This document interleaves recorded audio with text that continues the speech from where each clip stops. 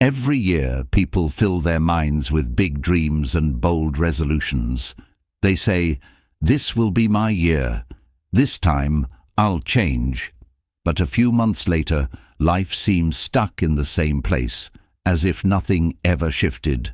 That endless cycle of hope, effort, and frustration. It feels exhausting, doesn't it? Like running on a treadmill, moving, sweating, and going absolutely nowhere. What if the problem isn't adding more to your life? What if the real secret to creating the life you've always wanted is letting go of the things holding you back? Picture this. A man is walking through a forest, carrying a heavy bag on his shoulders. He's trying to climb a hill, but the weight slows him down. He takes a break every few steps, sighing with frustration. As he climbs higher, the bag gets heavier, and the hill feels steeper. Finally, he collapses, defeated. What he doesn't realize is that the bag is filled with useless rocks he picked up along the way. If he'd just opened it and tossed the rocks out, the climb would have been easier. He could have reached the top. That man is all of us. We carry habits, thoughts, and beliefs that weigh us down, making life harder than it needs to be. The weight feels familiar, even comforting at times. But the truth is, those old patterns aren't helping. They're holding us back. Letting go is hard. It feels like losing a part of yourself. But in reality, letting go frees you. It opens up space for better things. It's the first step toward real growth. Think about this story of Sarah. She's in her late 30s, working a stable but unfulfilling job. Every morning, Sarah wakes up feeling drained, even before her feet hit the floor. She dreams of starting her own business, but every time she thinks about it, her mind fills with reasons why it's impossible. One day, while scrolling through her social media feed, Sarah comes across an article about a woman her age who left her corporate job to open a bakery. The woman's story is inspiring. She started with almost nothing, worked hard, and now owns a thriving business. Sarah feels a spark of hope, but it's quickly drowned out by a flood of doubts. What if I fail? What will people think? I'm not ready. Sarah's mind races with negative thoughts until she puts her phone down, defeated. She promises herself she'll think about it tomorrow. But tomorrow comes, and nothing changes. Months turn into years, and Sarah stays stuck in the same place, longing for a better life, but too afraid to let go of her old one. Sarah's story might feel familiar because most of us have been there. We have dreams, but hesitate to pursue them because we're clinging to habits that keep us safe but stagnant. It's like standing at the edge of a pool, knowing the water will be refreshing, but staying out because you're scared of the cold shock when you jump in. The first step is always the hardest, but it's also the most liberating. What if Sarah had taken a small step forward instead of letting fear paralyze her? What if she had spent a weekend learning about how to start a business, or set aside a small amount of money each month to build her dream? The thing is, Sarah didn't fail because she wasn't capable. She failed because she couldn't let go of the fears and habits that held her back. Letting go isn't about giving up. It's about choosing to release what no longer serves you so you can make room for what will.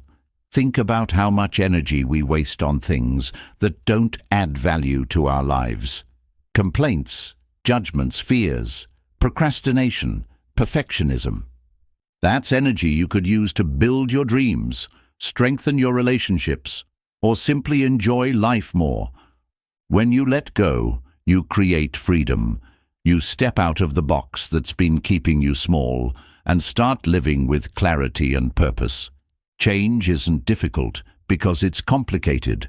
It's difficult because it's uncomfortable.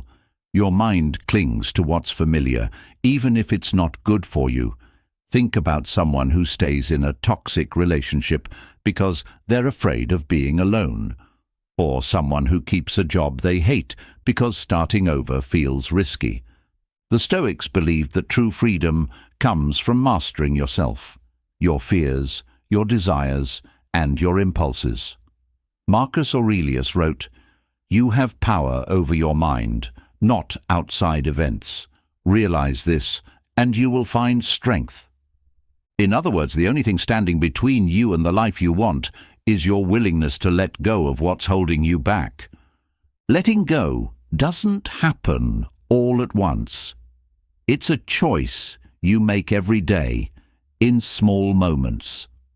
When Sarah chose to scroll past that article and let her fears take over, she was making a choice. But every moment gives you another chance to choose differently.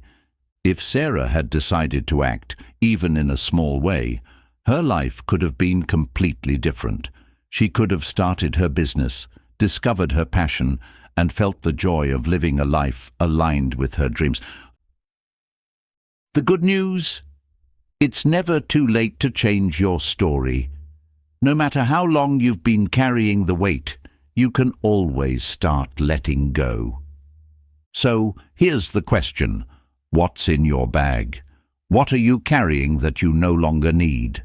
Maybe it's the habit of doubting yourself every time an opportunity comes along. Maybe it's the comfort of complaining about life instead of taking action to change it. Maybe it's perfectionism, the belief that if you can't do something flawlessly, it's not worth doing at all. Whatever it is, you don't have to carry it into the future. You can decide right now that it's time to let it go. Take a deep breath. Think about one thing you can release today. It doesn't have to be big. It could be as simple as refusing to dwell on a negative thought or saying no to something that drains your energy. The moment you let go, you create space. And in that space, you can build something new, something better. Letting go is a skill, one that takes practice and patience. But with every small step, you'll feel lighter, stronger, more alive. As you move forward, remember this. Growth isn't about perfection. It's about progress. It's about showing up every day and choosing to live with intention, even when it's hard. The climb might be steep, but the view from the top will be worth it. And every step you take brings you closer to the life you deserve. Today is the day to start letting go. Today is the day to begin again. Think about this for a moment. What would your life look like if you refused to settle? If you stopped choosing comfort over growth, excuses over effort? Comfort feels good in the moment, but have you ever stopped to ask yourself the cost of staying still? What opportunities have slipped away because stepping forward felt too hard? The truth is, progress doesn't come wrapped in soft blankets and familiar routines.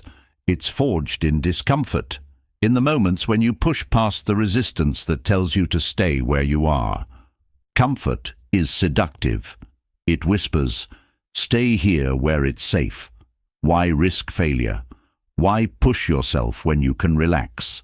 This voice sounds reasonable, even kind, but it is the enemy of growth. When we stay in our comfort zones, we create a bubble that protects us from challenges, but also shields us from potential. Excessive comfort isn't just a pause button. It's a slow decline, a choice to shrink rather than expand. Growth doesn't happen on autopilot.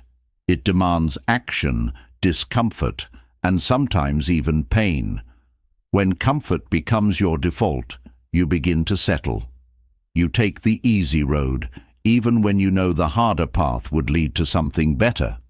This might look like staying in a job you dislike, because searching for something new feels daunting. It could be avoiding difficult conversations, because confronting the truth seems overwhelming. Each time you choose comfort, you trade short-term ease for long-term regret. Discomfort is a sign of progress. Think of your muscles when you work out. The strain you feel isn't a sign of weakness, it's the process of growth. In the same way, stepping outside your comfort zone stretches your mental and emotional muscles, building resilience, strength, and confidence. Growth isn't linear, and it's not always obvious, but every step you take into the unknown strengthens you in ways you can't yet see. The fear of failure is one of the biggest reasons people cling to comfort. Failure feels like a reflection of our worth, but the Stoics teach us that failure is simply feedback. It's not the end of the road, but a guidepost showing us what doesn't work. Each failure holds a lesson, and each lesson brings you closer to success. The discomfort of failing is temporary, but the wisdom you gain lasts a lifetime. Embracing discomfort means reframing how you view challenges. Instead of seeing them as threats, see them as opportunities. Every time you face something difficult, you grow stronger, smarter, and more capable.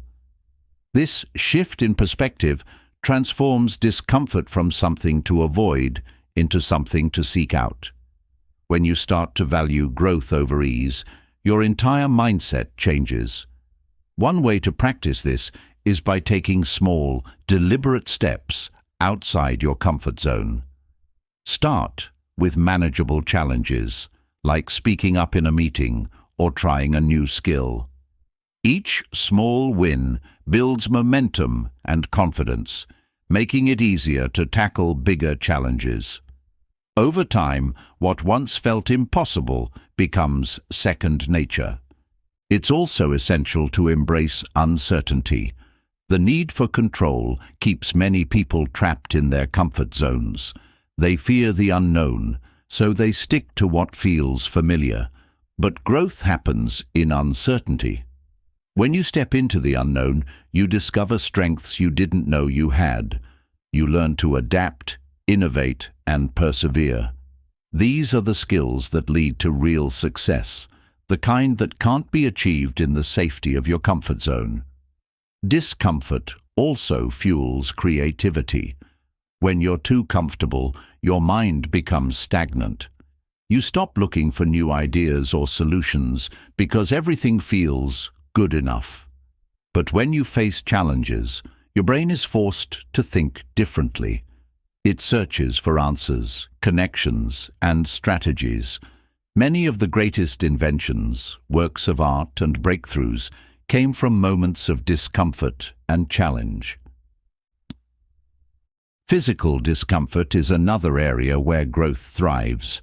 Think of athletes pushing their bodies to the limit, or people who hike mountains despite the strain. These experiences aren't just about physical endurance, they're about mental toughness. Pushing through physical discomfort builds discipline, which translates into every other area of life. When you prove to yourself that you can handle discomfort, you develop an unshakable belief in your ability to face challenges. One of the most powerful tools for overcoming excessive comfort is self-awareness.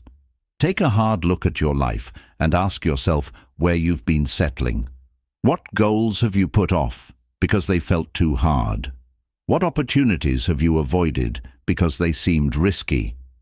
Awareness is the first step to change.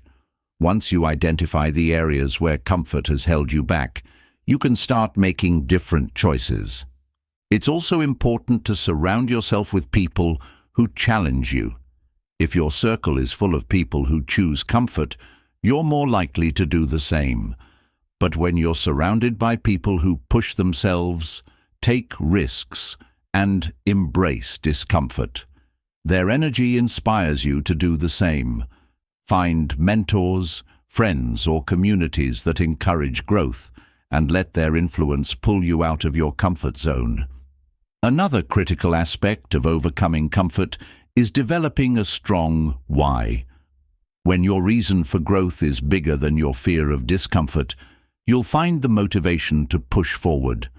Maybe you want to provide a better life for your family, make an impact in your community, or achieve a personal dream.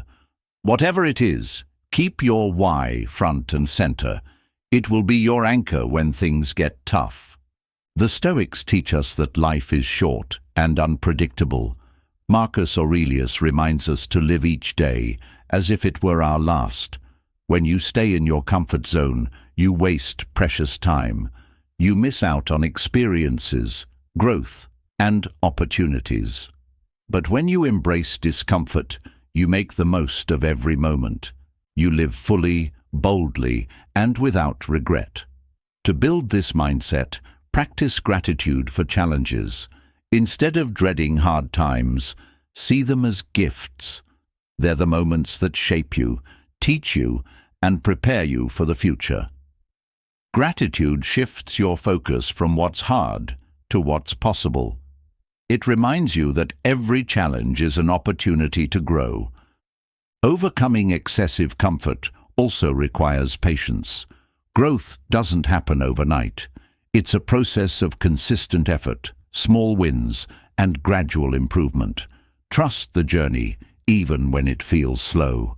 Each step you take, no matter how small, brings you closer to your goals. Celebrate progress, not perfection. When you look back on your life, you won't remember the moments of comfort. You'll remember the times you pushed yourself, took risks, and overcame obstacles.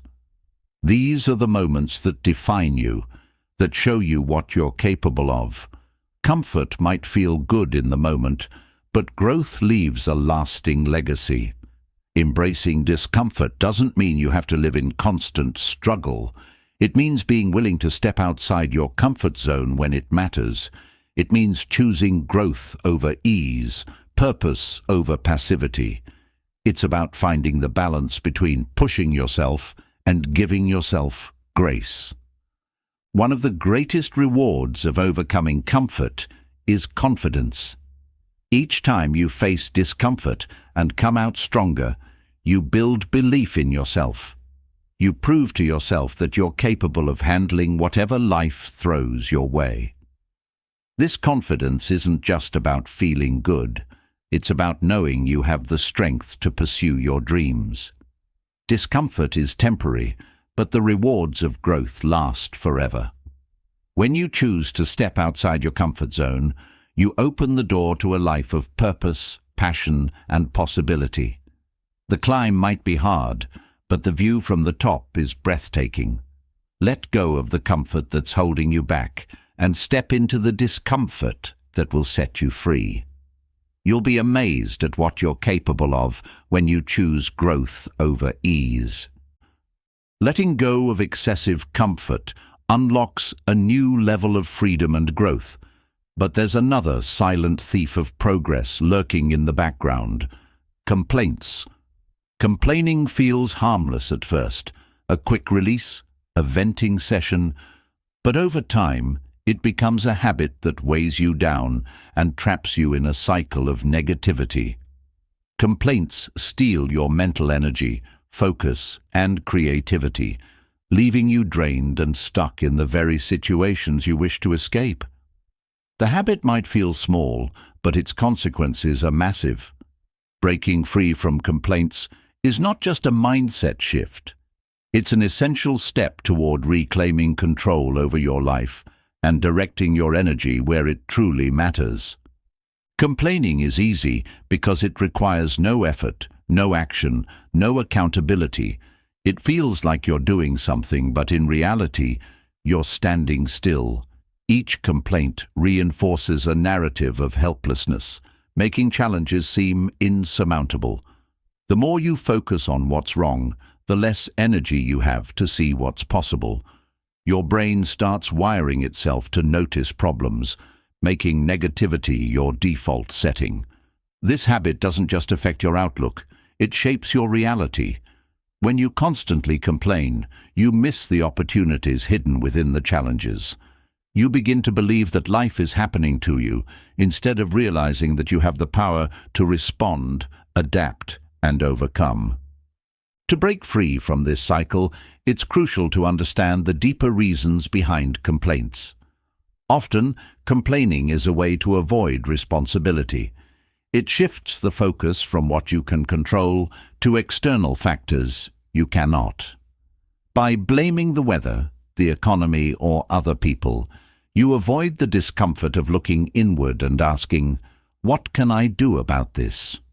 Complaints can also stem from a desire for validation. When you share your frustrations, you might be seeking sympathy or agreement from others.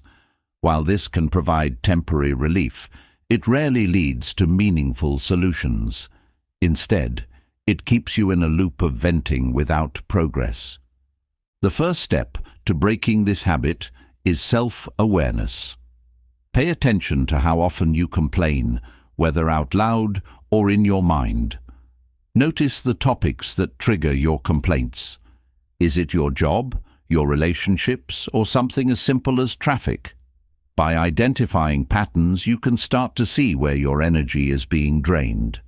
This awareness isn't about judgment. It's about creating a foundation for change.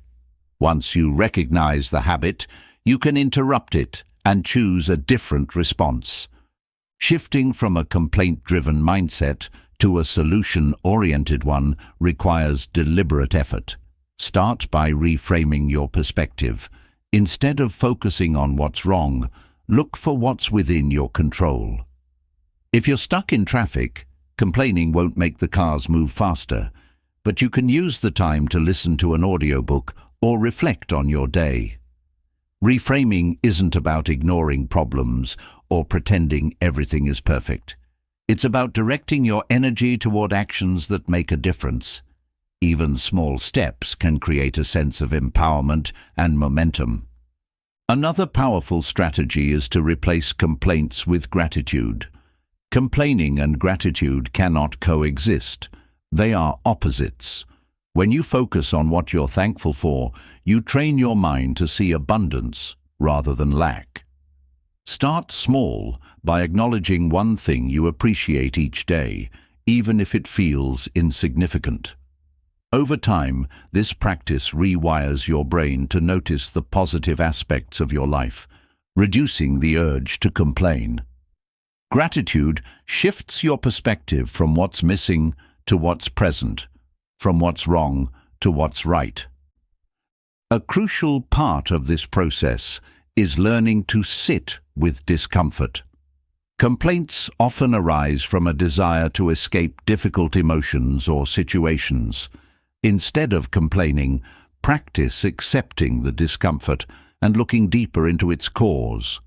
What is the frustration trying to teach you? What action can you take to address the root of the problem? By staying present with discomfort, you build resilience and develop the capacity to handle challenges without resorting to negativity. Surrounding yourself with solution-oriented people can also make a significant difference. Complaining is contagious. When you're around others who frequently vent their frustrations, it becomes easier to join in. On the other hand, being around people who focus on solutions inspires you to do the same. Seek out those who challenge you to think differently, take action, and grow. Their energy and mindset can help you break free from the grip of complaints and embrace a more constructive approach to life. Communication plays a key role in this transformation. When you feel the urge to complain, pause and consider whether there's a more productive way to express your thoughts. Instead of saying, "I hate my job," try, "I'm feeling stuck at work, and I want to explore ways to make it more fulfilling." This subtle shift opens the door to solutions and invites others to engage in meaningful conversations. It also empowers you to take ownership of your situation rather than feeling trapped by it. Breaking free from complaints doesn't mean you'll never feel frustrated or upset. It's natural to experience these emotions, but the key is how you respond to them. Instead of dwelling on the problem, use it as a signal to take action. If something isn't working, what can you change? If a situation is beyond your control, how can you adapt? This proactive mindset turns challenges into opportunities for growth and learning. One overlooked aspect of overcoming complaints is the power of mindfulness. When you're fully present, you're less likely to dwell on what's wrong because your attention is focused on the here and now. Mindfulness helps you observe your thoughts without getting caught up in them, allowing you to choose your responses more consciously. Practicing mindfulness doesn't require hours of meditation. It can be as simple as taking a few deep breaths when you notice yourself feeling irritated. This small act creates space between your thoughts and your actions, giving you the freedom to choose a more constructive path. Another valuable tool is setting boundaries with yourself and others. If you find that certain environments or conversations trigger complaints, take steps to limit your exposure to them. For example, if you tend to complain about the news, consider reducing the time you spend consuming it. If you notice that certain friends encourage negativity, steer the conversation toward more uplifting topics or spend less time with them. Setting boundaries isn't about avoiding problems. It's about protecting your energy and focusing on what truly matters. One of the most profound shifts you can make is embracing accountability. Instead of blaming external factors, take responsibility for your role in any situation. Accountability doesn't mean taking the blame for things beyond your control. It means acknowledging your power to influence outcomes. When you own your actions and choices, you reclaim your agency and open the door to change. This mindset not only reduces complaints, but also builds confidence and self-respect. To sustain this transformation, it's important to celebrate progress. Breaking the habit of complaining is a journey, not an overnight change. Acknowledge each step you take, no matter how small. Celebrate the moments when you choose gratitude over frustration, solutions over complaints. These victories reinforce your new mindset and motivate you to keep going. Over time, the habit of complaining will fade, replaced by a sense of empowerment and purpose. As you let go of complaints, you'll notice a ripple effect in other areas of your life. Your relationships will improve as you become more constructive and supportive. Your energy levels will increase as you stop wasting mental space on negativity. Your goals will feel more attainable because you'll approach challenges with curiosity and determination rather than defeat. This shift doesn't just benefit you, it creates a positive impact on everyone around you. Life is too short to be spent dwelling on what's wrong. Every moment you spend complaining is a moment you could use to grow, create, and connect. By breaking free from complaints, you reclaim your mental energy and direct it toward building the life you want. The process requires effort, but the rewards are immeasurable. When you stop complaining and start acting, you step into a life of purpose, progress, and possibility. It's not about ignoring challenges, it's about facing them with strength, clarity, and a commitment to finding solutions. The choice is yours, and the time to start is now. Complaints often stem from how we perceive the world, our judgments about what should or shouldn't happen, how people should behave, and how life ought to unfold. While letting go of complaints can free you from negativity, the deeper challenge lies in shedding the habit of constant judgment. Judgment is like a lens you unknowingly put on, coloring everything you see and shaping how you react. It narrows your view, making life seem more rigid and less open to possibility. Freeing yourself from the compulsion to judge clears your mind, opens your heart, and allows you to act with clarity and purpose. Judgment is a double-edged sword. On one hand, it helps us make sense of the world, categorize experiences, and make decisions. On the other hand, it often operates on autopilot, creating biases, assumptions, and unnecessary stress. When you constantly label situations, people, or yourself, you lock yourself into a pattern of fixed thinking. This rigidity blinds you to nuances, possibilities, and growth. When you see someone and immediately think, "They're rude," or "They're incompetent," you're not just assessing, you're creating a story that may or may not be true. This story shapes your behavior and limits your ability to respond effectively. Letting go of judgment doesn't mean abandoning discernment or allowing anything to happen without thought. It means approaching situations with curiosity rather than conclusion, observation rather than criticism. Curiosity opens doors, while judgment closes them. When you encounter someone who speaks harshly, instead of labeling them as mean or cold, you can ask, what might they be going through? This shift softens your reaction and creates space for understanding, both for them and yourself. Constant judgment often stems from our own insecurities. When you criticize others, it's often a reflection of what you fear or dislike within yourself. Judging someone's ambition as arrogance or their quietness as weakness often reveals your discomfort with those traits in your own life. Recognizing this connection is liberating. It allows you to step back and separate your internal struggles from your view of the external world. By addressing your own insecurities, you naturally become less judgmental and more compassionate. Judgment isn't just directed outward, it often turns inward. Self-judgment is one of the most damaging habits, creating a cycle of shame, guilt, and self-doubt. When you constantly critique your choices, your appearance, or your achievements, you limit your ability to grow. Letting go of self-judgment means practicing self-compassion. It's acknowledging that you're a work in progress, just like everyone else.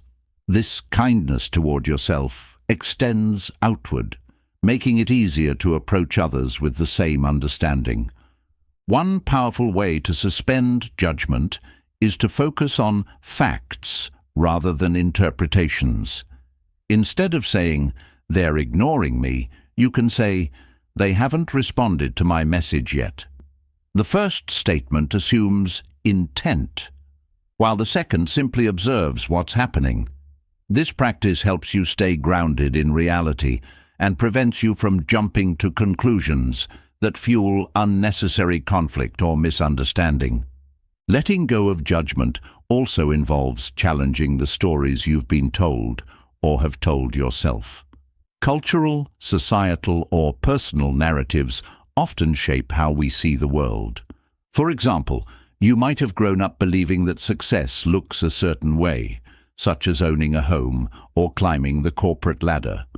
When someone chooses a different path, it's easy to judge them as unambitious or irresponsible. But these judgments are based on a narrow view of success, one that may not even align with your own values. Questioning these stories allows you to see people and situations with fresh eyes, free from inherited biases. Another key aspect of releasing judgment is learning to pause. When you feel the urge to judge, take a moment to breathe and observe. Ask yourself, is this judgment helpful? Is it based on facts or assumptions? What can I learn here?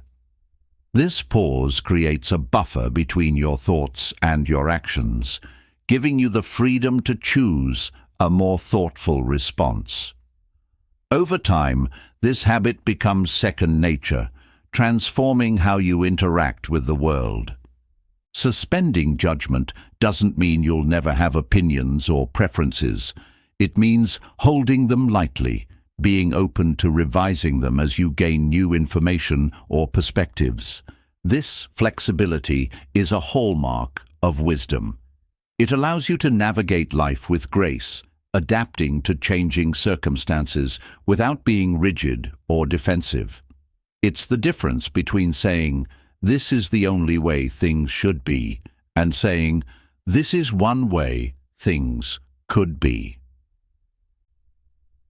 When you let go of constant judgment, you free up immense mental and emotional energy. Judging takes effort. It requires you to analyze, compare, and critique, often without realizing how draining it is. This energy could be better spent on creativity, connection, or problem-solving. By suspending judgment, you create space for these more constructive pursuits, enriching your life in the process. One practical exercise to cultivate this mindset is to spend a day observing without labeling. As you go through your day, notice when you assign a judgment to something, whether it's a person, a situation, or even yourself. Instead of labeling it as good or bad, simply describe it. For example, instead of saying, "This meeting is a waste of time," you might say, "This meeting is running longer than expected." This shift helps you see things as they are, not as your mind automatically categorizes them. Letting go of judgment also deepens your relationships. When you approach others without preconceived notions, you allow them to show up as they truly are. This creates trust, openness, and understanding. People feel seen and valued, not for who you think they should be, but for who they are. This shift can transform how you connect with friends, family, and colleagues, creating relationships rooted in mutual respect and authenticity. At its core, suspending judgment is about embracing humility. It's recognizing that you don't have all the answers, that your perspective is one of many. This humility doesn't diminish you, it elevates you. It makes you more approachable, more teachable, and more aligned with the truth of life's complexity. When you stop trying to fit everything into neat categories, you discover the beauty of the gray areas, the richness of diversity, and the endless opportunities for growth. One of the greatest benefits of letting go of judgment is the peace it brings. Judgment creates tension within yourself, in your relationships, and in your view of the world. When you release the need to judge, you release that tension. You start to see life as it is, not as you think it should be. This acceptance doesn't mean complacency, it means clarity. From this place of clarity, you can take actions that are thoughtful, effective, and aligned with your values. Suspending judgment is not a one-time decision, but an ongoing practice. There will be moments when judgments arise, but each moment is an opportunity to choose differently. With patience and persistence, this practice becomes a habit, one that transforms how you experience the world. You begin to see with fresh eyes, act with a clear mind, and connect with an open heart. As you let go of judgment, you'll notice a profound shift in how you approach challenges. Instead of reacting with frustration or criticism, you'll respond with curiosity and creativity. Instead of seeing obstacles as problems, you'll see them as opportunities to learn and grow. This mindset doesn't just change how you experience life, it changes what you're capable of achieving. Life becomes lighter when you release the burden of judgment. You stop carrying the weight of assumptions, biases, and rigid expectations. In their place, you find freedom, clarity, and connection. Letting go of judgment isn't about being passive or indifferent. It's about being present, open, and engaged. It's about seeing life in its fullness, unfiltered and unlimited. This is the art of seeing without labels, a practice that opens the door to a richer, more authentic way of living. Letting go of constant judgment clears the mind and opens a path to clarity and understanding. But there's another layer that often goes unnoticed: the illusion of knowing it all. This belief, subtle yet pervasive, blocks growth and limits potential. It creates a false sense of security while robbing you of the opportunity to learn, adapt, and expand your horizons. Breaking free from this illusion requires humility, the courage to admit that what you know is only a fraction of what there is to discover. True growth begins when you embrace the vastness of what you don't know. The illusion of knowing it all stems from a natural human desire for certainty. We want to feel competent, respected, and in control. However, this need often leads to an intellectual ego, a belief that we already have the answers and don't need to question or learn further. While this mindset might provide temporary comfort, it stifles curiosity, blocks opportunities for new insights, and creates blind spots. Growth comes from questioning, not from clinging to fixed ideas. When you believe you know it all, you close yourself off to perspectives, experiences, and knowledge that could transform your life. Embracing intellectual humility doesn't mean undervaluing your knowledge or doubting your abilities. It means recognizing that your understanding is always incomplete and that learning is a lifelong journey. This mindset opens the door to continuous improvement and keeps your mind sharp and engaged. Intellectual humility allows you to approach life with a sense of wonder and curiosity, constantly seeking to understand more. It's the foundation of innovation, resilience, and meaningful connections. One of the first steps to overcoming the illusion of knowing it all is to develop a mindset of curiosity. Instead of seeking to prove yourself right, focus on asking better questions. Curiosity shifts the focus from defending your beliefs to exploring new ideas. It creates a space where growth becomes more important than ego. By staying curious, you remain open to learning from anyone and anything, whether it's a mentor, a stranger, or even a failure. Another powerful tool for cultivating humility is active listening. Often, people listen to respond rather than to understand. They're more focused on crafting their reply than truly absorbing what the other person is saying. Active listening requires you to set aside your assumptions and give your full attention to the speaker. It's an act of respect and a way to learn from perspectives that differ from your own. This practice not only deepens your understanding, but also strengthens your relationships. The willingness to admit when you're wrong is another hallmark of intellectual humility. It's not easy to acknowledge mistakes or gaps in your knowledge, especially in a culture that often equates being wrong with weakness. However, admitting mistakes is a sign of strength and integrity. It shows that you value truth over ego and are committed to growth. Each time you acknowledge a mistake, you gain a clearer understanding and pave the way for better decisions in the future. Surrounding yourself with diverse perspectives is another key to overcoming the illusion of knowing it all. When you engage with people who think differently from you, you're exposed to new ideas and challenged to reconsider your assumptions. Diversity broadens your understanding and helps you see the complexity of issues. It pushes you out of your intellectual comfort zone and fosters empathy and collaboration. By seeking out diverse voices, you create an environment that encourages growth and innovation. Another important practice is staying grounded in reality. The illusion of knowing it all often arises from overconfidence in theoretical knowledge or past experiences. While these can be valuable, they don't always prepare you for the nuances of real-world challenges.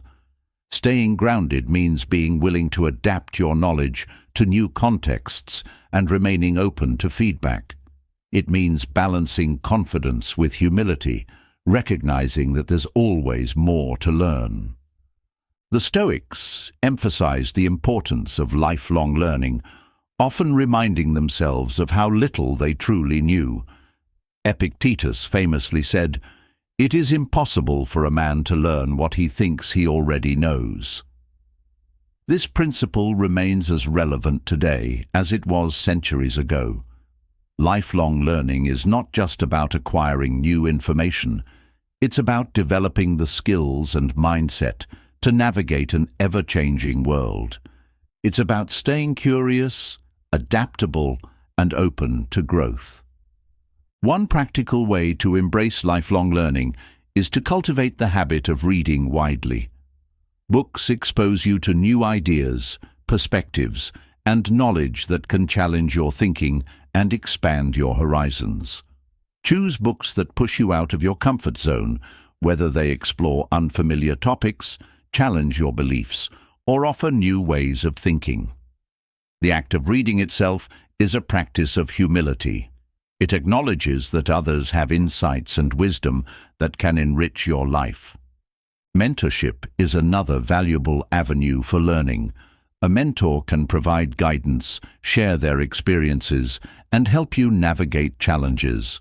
But mentorship isn't just about finding someone to teach you. It's also about being open to learning from those around you, regardless of their age, status, or background. Every interaction is an opportunity to gain insights and expand your understanding. By approaching others with humility and curiosity, you create meaningful connections and a rich environment for growth. Self-reflection is a powerful tool for overcoming intellectual ego. Taking time to examine your beliefs, assumptions, and actions helps you identify areas where you may be clinging to the illusion of knowing it all. Reflect on moments when you resisted new ideas or avoided admitting you were wrong. Ask yourself why. Often, the fear of appearing weak or losing control drives this behavior. By understanding these fears, you can begin to let them go and embrace a mindset of openness and growth. Challenging yourself to step into the unknown is another way to cultivate humility. Trying new activities, learning new skills, or exploring unfamiliar subjects reminds you of how much there is to discover. It also helps you develop resilience and adaptability, skills that are essential for growth. Each time you venture into the unknown, you expand your comfort zone and gain a deeper appreciation for the complexity and beauty of life. Feedback is an invaluable resource for growth, but it requires humility to accept it. Instead of seeing feedback as criticism, view it as an opportunity to learn and improve. Seek feedback actively and listen with an open mind. Even when feedback feels uncomfortable, remember that it's a gift, a chance to see yourself from a different perspective and address blind spots you may not be aware of. The more you embrace feedback, the more you grow.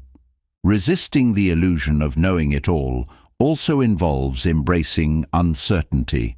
Life is complex and ever-changing, and no one has all the answers. Accepting this uncertainty can be liberating.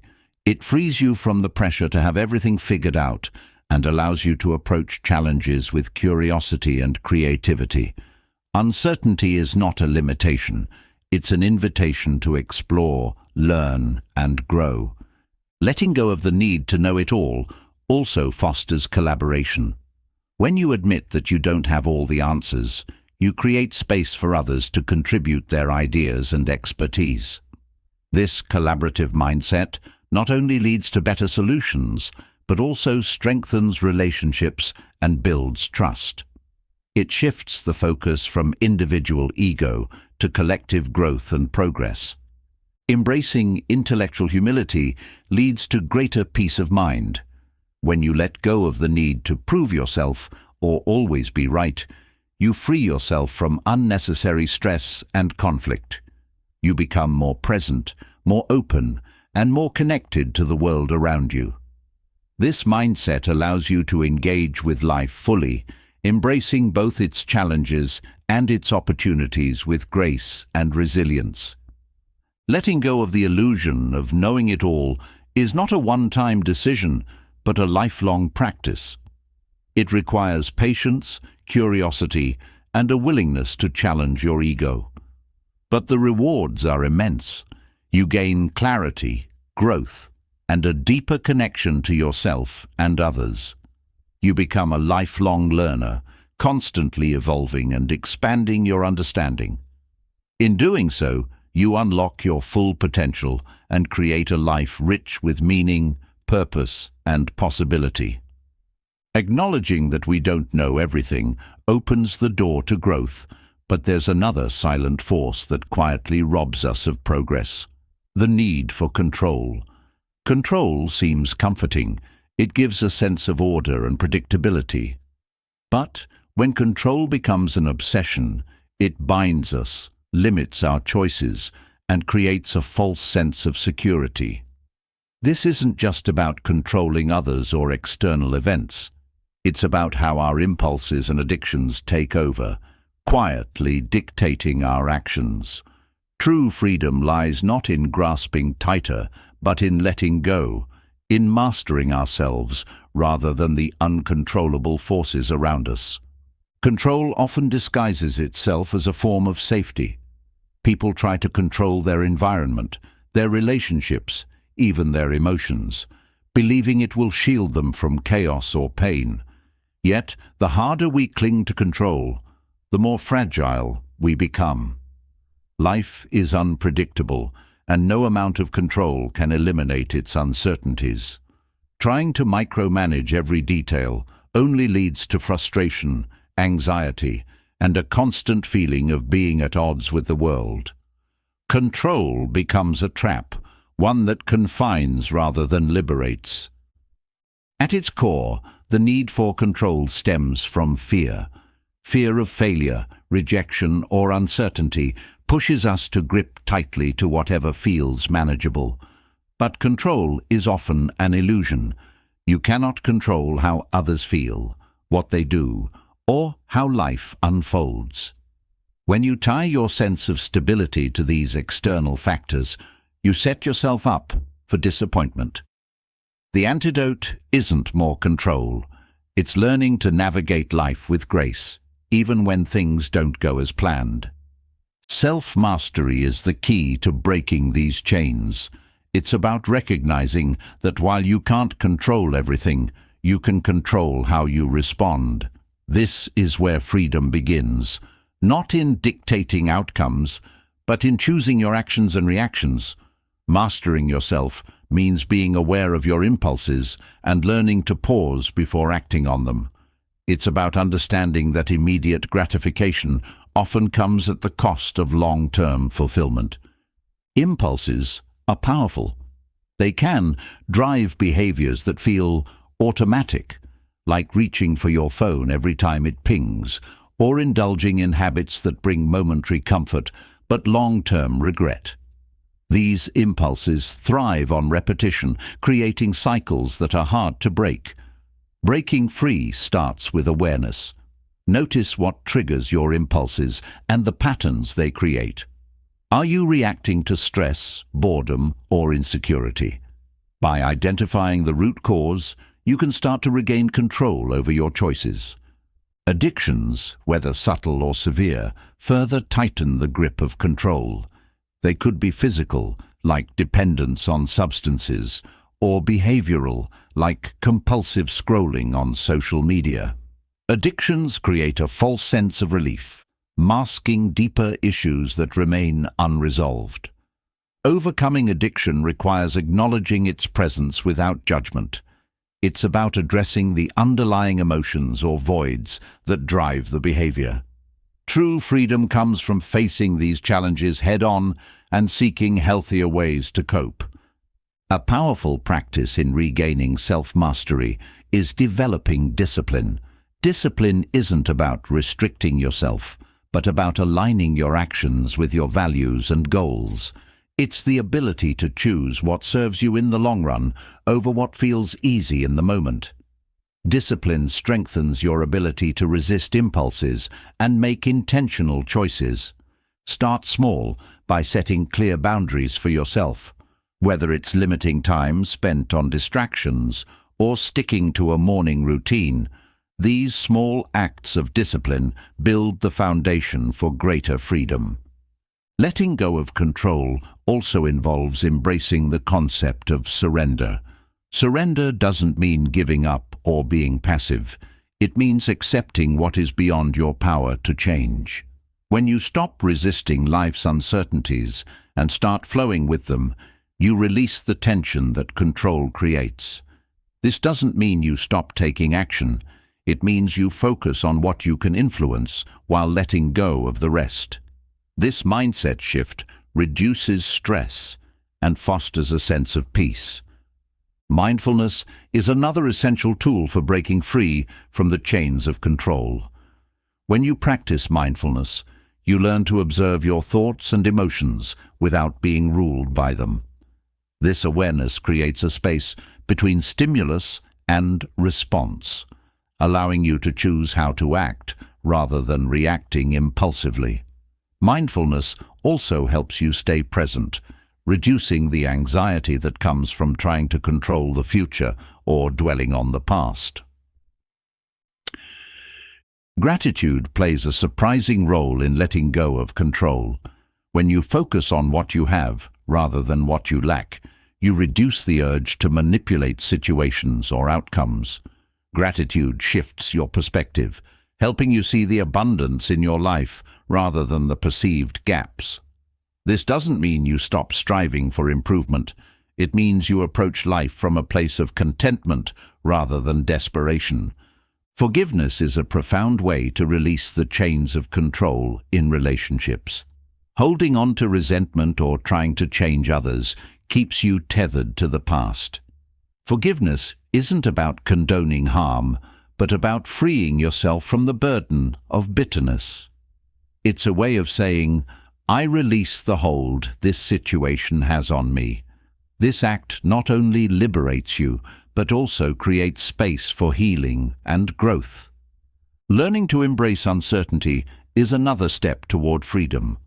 Life is inherently unpredictable, and no amount of planning can eliminate surprises. Instead of fearing uncertainty, see it as an opportunity for growth and discovery. Uncertainty keeps life dynamic and exciting, pushing you to adapt, innovate, and grow. By releasing the need to control every outcome, you open yourself to possibilities you might never have considered. Cultivating trust is also essential. Trust in yourself, in others, and in the process of life. This doesn't mean blind faith, but a grounded belief in your ability to handle challenges and adapt to change. Trust allows you to release control without feeling helpless. It gives you the confidence to step into the unknown with courage and resilience. Breaking free from control requires patience and self-compassion. It's not about perfection, but about progress. There will be moments when you slip back into old habits or feel the need to grasp tightly.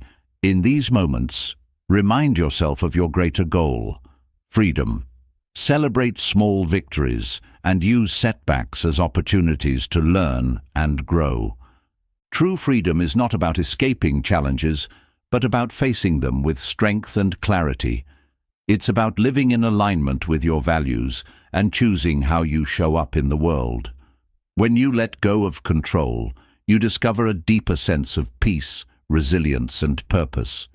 You stop being a prisoner to your impulses and addictions and start living a life that feels authentically yours. Releasing the chains of control is an act of courage. It requires you to confront your fears, let go of illusions, and embrace the unknown.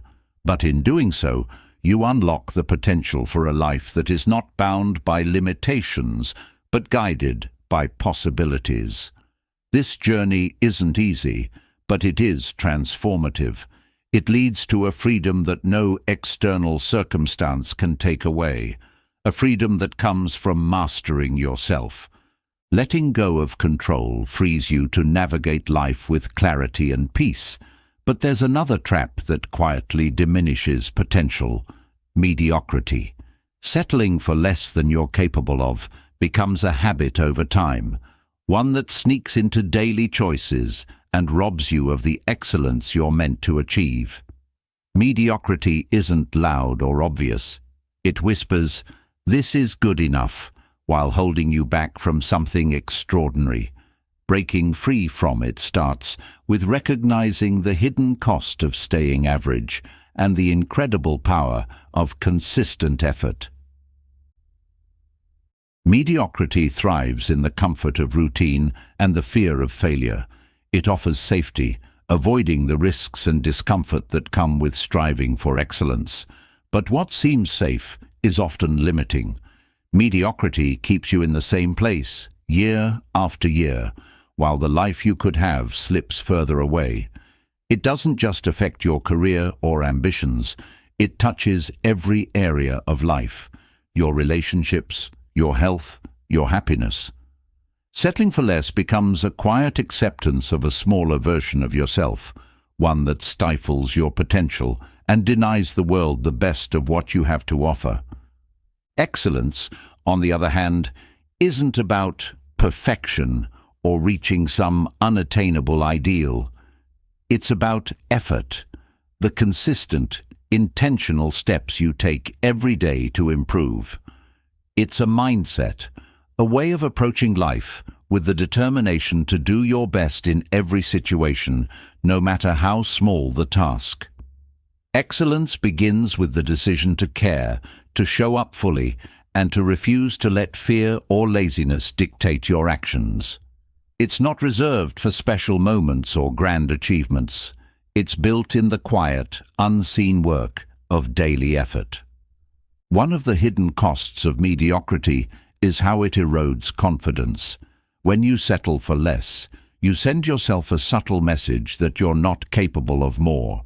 Over time, this belief becomes a self-fulfilling prophecy. You start to doubt your abilities and hesitate to take on challenges that could lead to growth. Excellence, however, builds confidence. Each time you push yourself, each small win reinforces the belief that you are capable of more. This confidence fuels further effort, creating a cycle of growth and achievement. Effort, not talent, is the foundation of excellence. While natural ability can provide an advantage, it's consistent effort that leads to mastery. Effort is within everyone's reach, regardless of background, skills, or resources. It's the great equalizer, the thing that separates those who settle from those who succeed. Small daily actions, repeated over time, create momentum. These actions might seem insignificant on their own, but together they build something extraordinary. The key is consistency, showing up every day, even when motivation wanes or progress feels slow. Settling for mediocrity often comes from a fear of failure. The fear of trying and not succeeding keeps many people from putting in the effort required for excellence. But failure isn't the enemy, it's a teacher. Each failure provides valuable lessons and an opportunity to grow. Excellence doesn't mean avoiding failure, it means embracing it as part of the journey. When you stop fearing failure, you free yourself to take risks, to try new things, and to strive for more than you thought possible. Another barrier to excellence is comparison. Looking at others who seem more successful, talented, or accomplished can make you feel like your efforts won't matter. But excellence isn't about being better than others. It's about being better than you were yesterday. It's a deeply personal journey, one that focuses on your growth, your goals, and your potential. By shifting the focus inward, you reclaim the power to define success on your own terms. Excellence requires discipline, the ability to choose what's right over what's easy. Discipline helps you stay committed to your goals. even when the initial excitement wears off. It's what keeps you practicing when progress feels slow, studying when distractions call, or working on your craft when no one is watching. Discipline isn't about being harsh with yourself. It's about aligning your actions with your values and long-term vision. It's the quiet, steady force that builds a foundation for greatness. Mediocrity often disguises itself as contentment, but true contentment comes from knowing you've given your best. When you settle for less, there's always a nagging sense of what could have been. This unspoken regret weighs heavier than the discomfort of effort ever could. Striving for excellence doesn't mean you're never satisfied. It means you find joy in the process, in the act of pushing yourself and discovering what you're capable of. This mindset transforms challenges into opportunities and setbacks into stepping stones. Excellence is also about attention to detail. The small things you do each day, how you greet others, how you approach your work, how you take care of yourself, reflect your commitment to living fully. Paying attention to details doesn't mean being obsessive. It means caring enough to do things well. It's these small acts of care and effort that create a ripple effect, elevating not only your life, but also the lives of those around you. Excellence inspires, not through grand gestures, but through consistent integrity and dedication.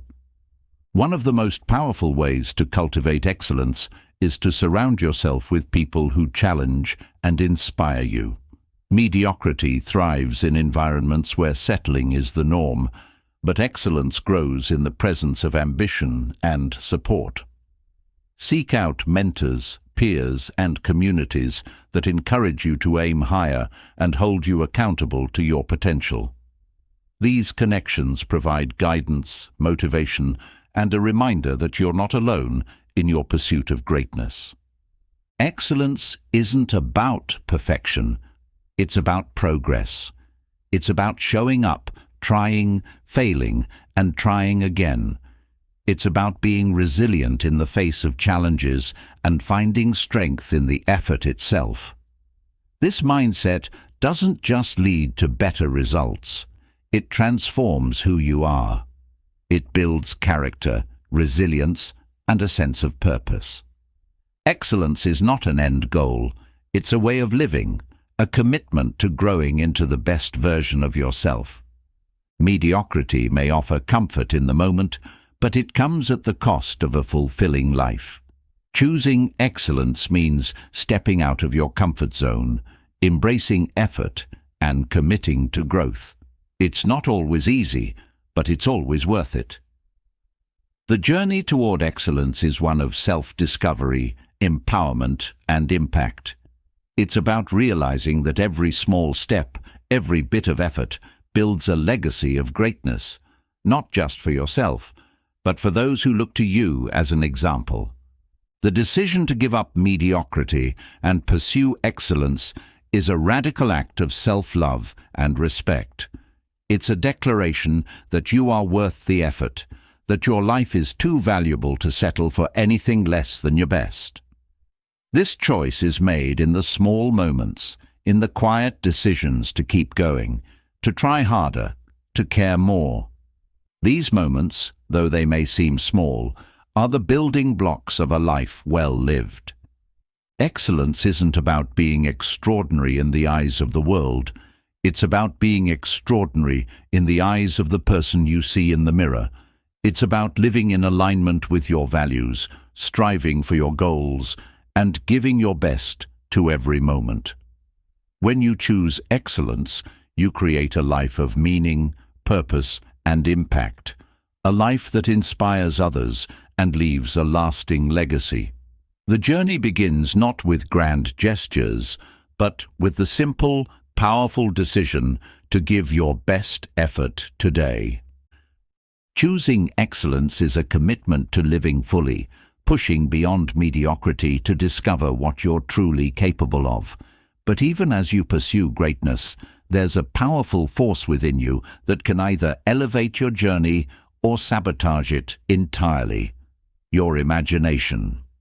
When misdirected, it creates fear, doubt, and limitation.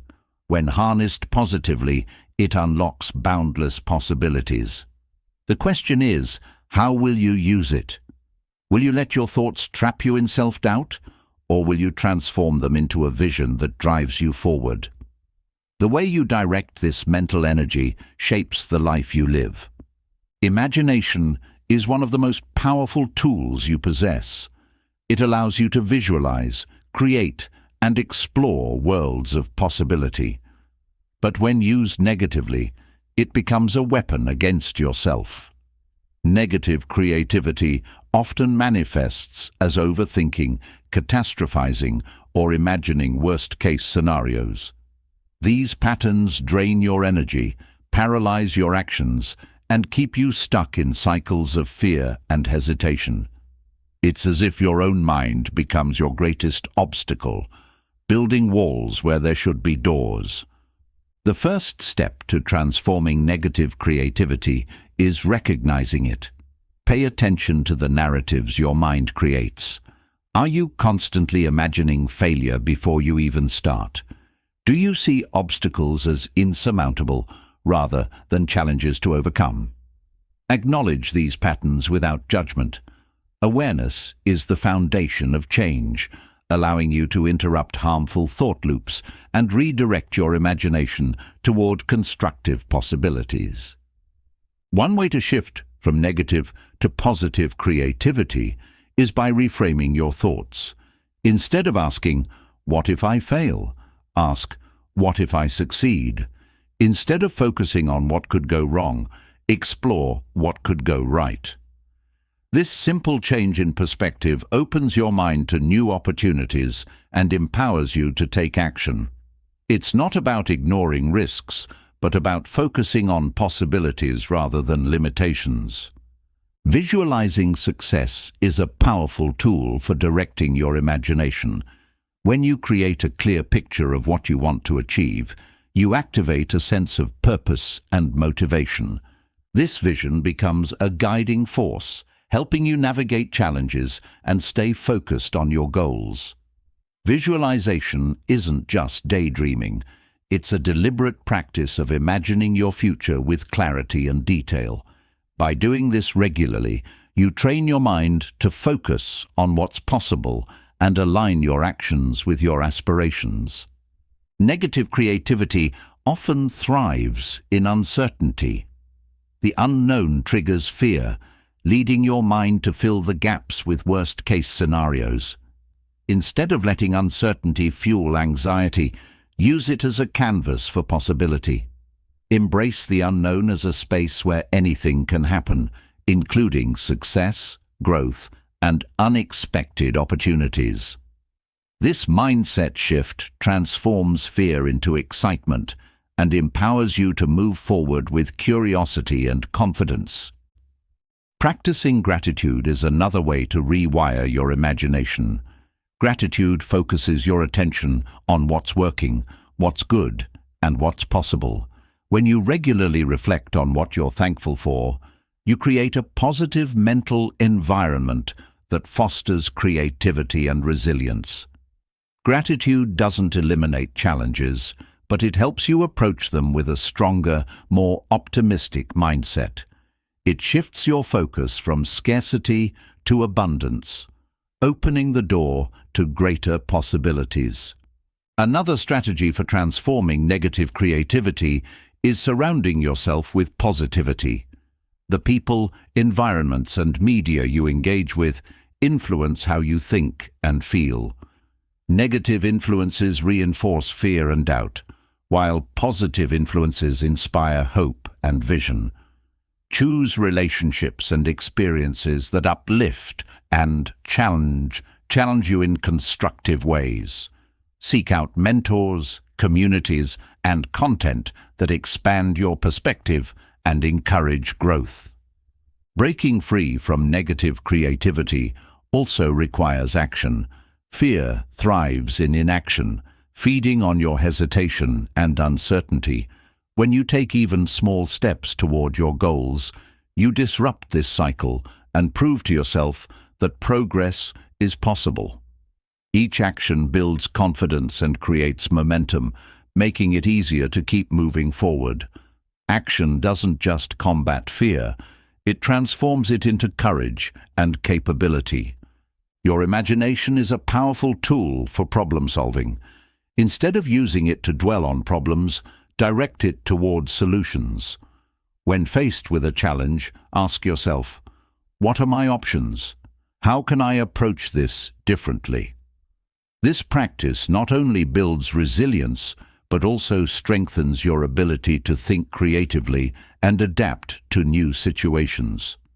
Solution-oriented thinking shifts your focus from obstacles to opportunities, empowering you to navigate difficulties with clarity and confidence. Mindfulness is another valuable practice for redirecting negative creativity. When you're mindful, you observe your thoughts without becoming attached to them. This awareness allows you to recognize when your imagination is spiraling into negativity and gently guide it back to the present moment. Mindfulness helps you stay grounded, reducing the power of fear and doubt over your actions and decisions. Letting go of perfectionism is essential for cultivating positive vision. The fear of not doing something perfectly often fuels negative creativity, leading to procrastination and self-doubt. Embrace the idea that progress matters more than perfection. Celebrate your efforts and the lessons you learn along the way. This mindset frees you to take risks, explore new possibilities, and grow without the constant pressure to meet impossible standards. Journaling is a powerful tool for transforming your thoughts. Writing down your fears, doubts, and dreams helps you process them more clearly. It creates a space to explore your imagination without judgment, allowing you to identify patterns and reframe negative narratives. Journaling also helps you track your progress and reflect on your growth, reinforcing your commitment to building a positive vision for your life. Creativity flourishes when you cultivate a sense of play. Approach challenges with curiosity and a willingness to experiment. Playfulness removes the pressure to perform and opens your mind to new ideas and solutions. It reminds you that creativity isn't just about achieving results. It's about exploring possibilities and enjoying the process. This mindset encourages innovation and resilience, helping you navigate life with greater ease and confidence. Another key to redirecting your imagination is embracing failure as part of the journey. When you fear failure, you limit your willingness to take risks and try new things. But failure is not the opposite of success. It's a step toward it. Each failure teaches you something valuable and brings you closer to your goals. By viewing failure as feedback rather than defeat, you free yourself to take bold actions and pursue your dreams with confidence. Surrounding yourself with inspiration fuels positive creativity. Whether it's through art, nature, or the stories of others, seek out experiences that ignite your imagination and expand your perspective. Inspiration reminds you of what's possible and connects you to a sense of wonder and possibility. It's a powerful antidote to the negativity that can cloud your vision and limit your potential. Building a positive vision also requires setting clear goals. Goals give your imagination a direction and purpose, channeling your energy toward meaningful outcomes. When you set specific, achievable goals, you create a roadmap for your imagination to follow. This focus helps you stay motivated and aligned with your values, making it easier to overcome obstacles and stay committed to your path. Gratitude, action, mindfulness, and a willingness to learn from failure all contribute to transforming your imagination into a powerful force for growth and success. Each step you take toward redirecting your thoughts builds momentum, helping you create a life that reflects your true potential. This journey isn't about suppressing fear or doubt. It's about using them as fuel for growth, turning challenges into opportunities and setbacks into stepping stones. As you harness the power of positive creativity, you unlock a world of possibilities. Your imagination becomes a tool for building rather than breaking, for creating rather than criticizing. This shift transforms not only how you think, but also how you live, empowering you to pursue your goals with clarity, courage, and purpose. It's not about escaping the challenges of life, but about meeting them with a vision that sees beyond limitations to the boundless potential within and around you. Turning your imagination from a force of negativity into a tool for growth unlocks a future filled with possibility. Yet even the brightest visions can be clouded by emotional weight we carry from the past. Regrets, resentments, and unresolved feelings linger like heavy anchors, holding you back from moving forward with clarity and freedom. Letting go of this emotional baggage isn't about forgetting or pretending it didn't happen. It's about reclaiming your power, choosing growth over stagnation, and creating space for a lighter, freer life. Emotional baggage often comes from clinging to past experiences, events where we felt wronged, moments we wish had gone differently, or decisions we regret. These unresolved emotions embed themselves in our daily lives, influencing how we see ourselves and interact with the world. Holding on to these feelings may seem like self-protection, but in reality, they keep you tethered to pain and block your path to healing. Releasing this weight isn't just a gift to your future, it's an act of profound self-respect. Regret is one of the most common forms of emotional baggage. It comes from looking back at decisions or missed opportunities with a lens of judgment and what-ifs. Regret often feels productive because it encourages reflection, but dwelling on it too long creates a cycle of self-blame and inaction.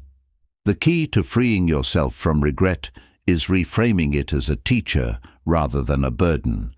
Reflect on the lessons your regrets offer and use them to make better choices moving forward. Acknowledge the past, but don't let it define your present or future. Resentment, on the other hand, stems from unresolved anger or hurt toward others. It can feel justified, even righteous, but it often hurts you more than the person you resent. Carrying resentment is like drinking poison and expecting someone else to suffer. Releasing resentment doesn't mean condoning harmful actions. It means freeing yourself from their grip. Forgiveness, even if it's silent and one-sided, is a powerful step toward liberation. It's not about excusing behavior, it's about choosing peace over pain. Letting go of emotional baggage also requires confronting the stories you've created about the past. These narratives often distort reality, amplifying pain and reinforcing feelings of victimhood. Challenge these stories with curiosity. Ask yourself, are they entirely true? What might you be missing? How could reframing these experiences open the door to healing? Changing the way you interpret the past can transform how you feel about it, turning wounds into wisdom and scars into strength. A significant part of releasing emotional baggage is acknowledging your feelings without judgment. Suppressing emotions doesn't make them disappear. It buries them where they fester and grow. Allow yourself to feel what you need to feel, whether it's sadness, anger, or grief. Giving yourself permission to process these emotions helps you move through them rather than becoming stuck in them. Emotional release isn't a sign of weakness. It's a pathway to freedom. Self-compassion is essential in this journey. Treat yourself with the same kindness and understanding you would offer a close friend. Recognize that holding on to emotional baggage is often a defense mechanism, a way of protecting yourself from further harm. Instead of criticizing yourself for carrying it, honor the part of you that tried to cope in the best way it knew how. This self-compassion creates a safe space for healing and growth. Mindfulness can also help you break free from the grip of the past. When you're mindful, you stay anchored in the present moment, reducing the power of past events to shape your current reality. Mindfulness isn't about forgetting the past. It's about refusing to let it overshadow the here and now. By practicing mindfulness, you reclaim your ability to respond to life with intention rather than reacting from old wounds. Gratitude is another transformative practice. When you focus on what's good in your life now, you naturally create distance from past pain. Gratitude shifts your perspective, helping you see that life is not defined by a single moment or experience. It reminds you that even amidst challenges, there's still beauty, growth, and possibility. Gratitude doesn't erase the past, but it helps you move forward with a sense of abundance rather than lack. Setting boundaries is a crucial step in letting go of emotional baggage, especially when it involves others. If certain people or environments trigger feelings of resentment or regret, consider how you can protect your emotional space. Boundaries aren't about shutting people out. They're about creating a safe environment for yourself to heal and grow. Communicating your needs clearly and firmly is an act of self-care that empowers you to take control of your emotional well-being. Journaling can be a powerful tool for releasing emotional baggage. Writing down your thoughts and feelings creates a space to process them without judgment or interruption. Journaling allows you to explore the roots of your emotions, identify patterns, and gain clarity. It's a private and reflective practice that helps you untangle the complex web of past experiences and make sense of your journey. Forgiving yourself is often the hardest but most important part of emotional liberation. You might carry guilt for mistakes or decisions you've made, replaying them in your mind as if punishment will bring relief. But guilt doesn't change the past. It only prolongs your suffering. Self-forgiveness is an act of courage and love. It's about accepting that you're human, that you've learned from your experiences, and that you deserve to move forward without the weight of self-condemnation.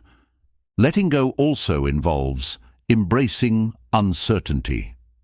The past often feels safe, even when it's painful, because it's familiar. Moving forward means stepping into the unknown, which can be intimidating. But growth requires leaving behind what no longer serves you, even if it means facing uncertainty. Trust that by releasing emotional baggage, you create space for new opportunities, experiences, and connections. Seeking support can be invaluable in this process. Whether it's a trusted friend, a therapist, or a support group, sharing your journey with others helps lighten the load. Talking about your feelings in a safe and supportive environment reduces their intensity and helps you gain perspective. Supportive relationships remind you that you're not alone and that healing is a shared human experience. Patience is key when letting go of emotional baggage. Healing is not linear, and there will be days when the past feels closer than you'd like. Be gentle with yourself during these moments. Progress is not about perfection. It's about continuing to move forward, even if the steps are small. Celebrate your efforts, honor your resilience, and trust that each day brings you closer to emotional freedom. Releasing emotional baggage doesn't mean erasing the past. It means integrating it into your story in a way that empowers rather than limits you. It's about finding the courage to face what hurts, the wisdom to learn from it, and the strength to move forward with an open heart. This process isn't easy, but it's profoundly liberating. When you let go of what weighs you down, you discover a lightness, clarity, and freedom that transforms how you live and love. It's not about changing the past, but about reclaiming your future. Letting go of emotional baggage frees you to step into the present without the weight of the past dragging you down. Yet, even with a clear mind and an open heart, there's another trap waiting to snare your energy and focus. The obsession with outcomes. Fixating on results can seem like the path to success, but it often becomes a barrier to growth, robbing you of the joy and learning found in the process. Detaching from results is not about abandoning ambition. It's about reclaiming your power to grow, adapt, and thrive without being shackled to expectations. Outcome obsession often begins with good intentions. You set a goal, envision the result, and pour your energy into achieving it. But over time, this fixation narrows your focus, making the end result the sole measure of success. When you tie your worth or happiness to an outcome, you create unnecessary pressure and anxiety. Each step becomes less about the journey and more about whether it will bring you closer to a predefined result. This mindset not only drains your motivation, but also blinds you to opportunities for growth and joy along the way. Focusing on the process means shifting your attention to the actions, decisions, and efforts that shape your journey. It's about valuing the steps you take, regardless of where they lead. When you embrace the process, you create room for curiosity, learning, and self-discovery. You stop measuring success solely by whether you hit the target and start appreciating the skills, insights, and resilience you build along the way. One of the greatest benefits of focusing on the process is that it reduces fear of failure. When you're obsessed with outcomes, failure feels like a catastrophe, a sign that all your efforts were wasted. But when you value the process, failure becomes a natural part of learning and growth. Each setback is an opportunity to refine your approach, gain clarity, and build resilience. The process teaches you that success is not a straight line, but a series of adjustments, discoveries, and small victories. This mindset shift also fosters a deeper sense of purpose. Outcome obsession often leads to chasing goals that don't truly align with your values or passions. You become so focused on achieving a specific result that you lose sight of why you started in the first place. By focusing on the process, you stay connected to your purpose, making choices that reflect your authentic self. This alignment brings a sense of fulfillment that no external achievement can provide. Letting go of outcomes also cultivates patience. When you're fixated on results, progress can feel painfully slow, and the journey becomes a source of frustration. But when you focus on the process, you learn to trust the timing of your growth. Each step, no matter how small, becomes meaningful. Patience allows you to stay consistent and committed, knowing that every effort contributes to your larger goals. Another key benefit of process-oriented thinking is the freedom it brings. Outcome obsession creates rigid expectations, leaving little room for spontaneity or creativity. You become trapped by a single vision of success, unable to adapt or explore alternative paths. But when you focus on the process, you open yourself to new possibilities. You discover unexpected opportunities and solutions that might have been overlooked in the pursuit of a specific result.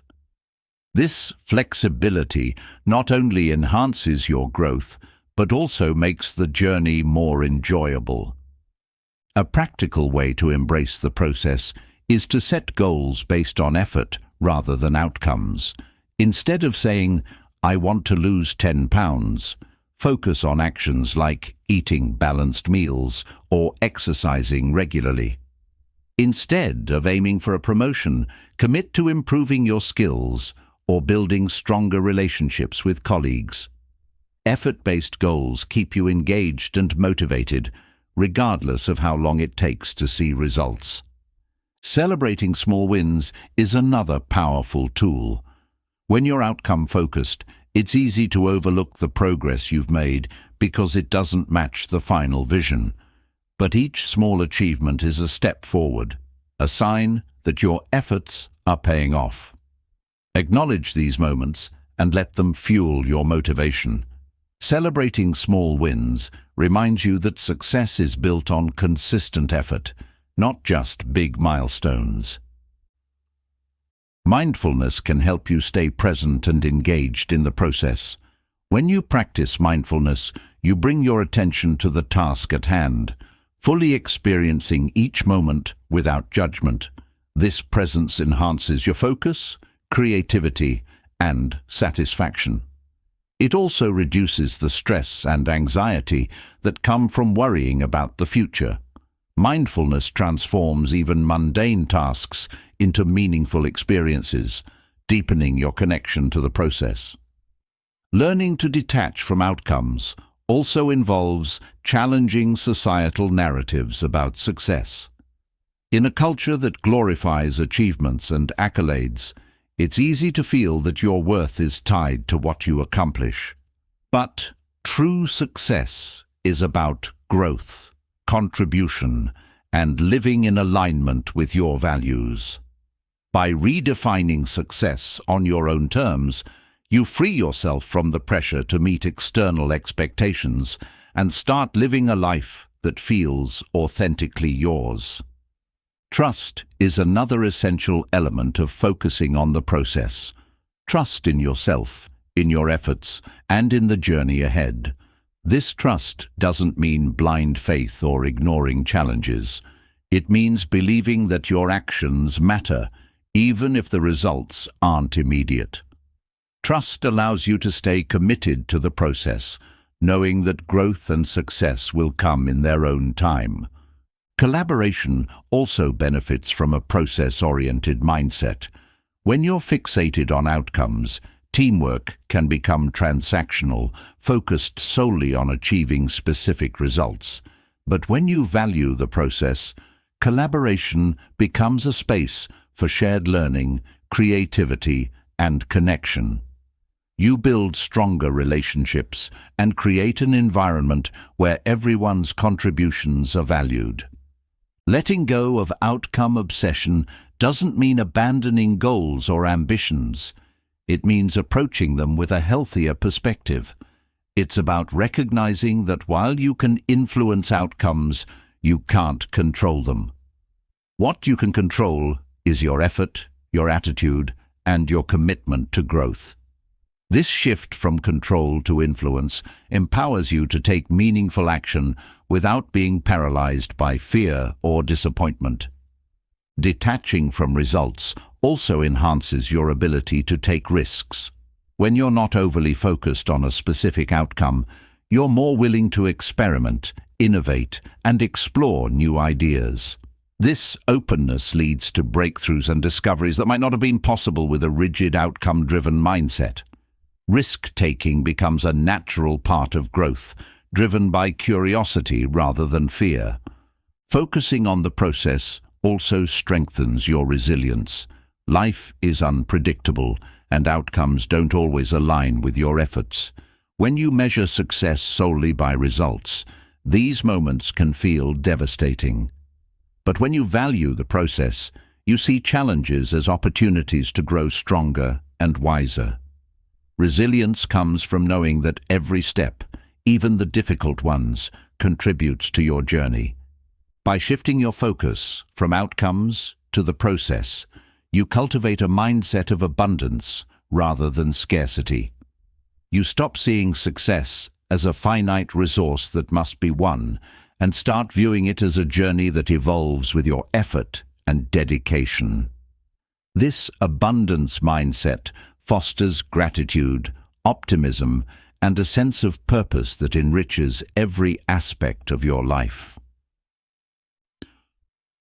Letting go of outcome obsession is a practice, one that requires patience, intention, and self-awareness.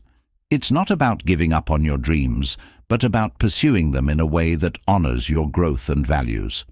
Each step becomes a celebration of effort, a testament to your resilience, and a reminder that success is not a destination, but a way of living. By embracing the process, you unlock the freedom to grow, adapt, and thrive, creating a life of purpose and fulfillment. Detaching from outcomes empowers you to focus on the process and align your actions with purpose. However, even the best intentions can be derailed by the constant demands of modern life.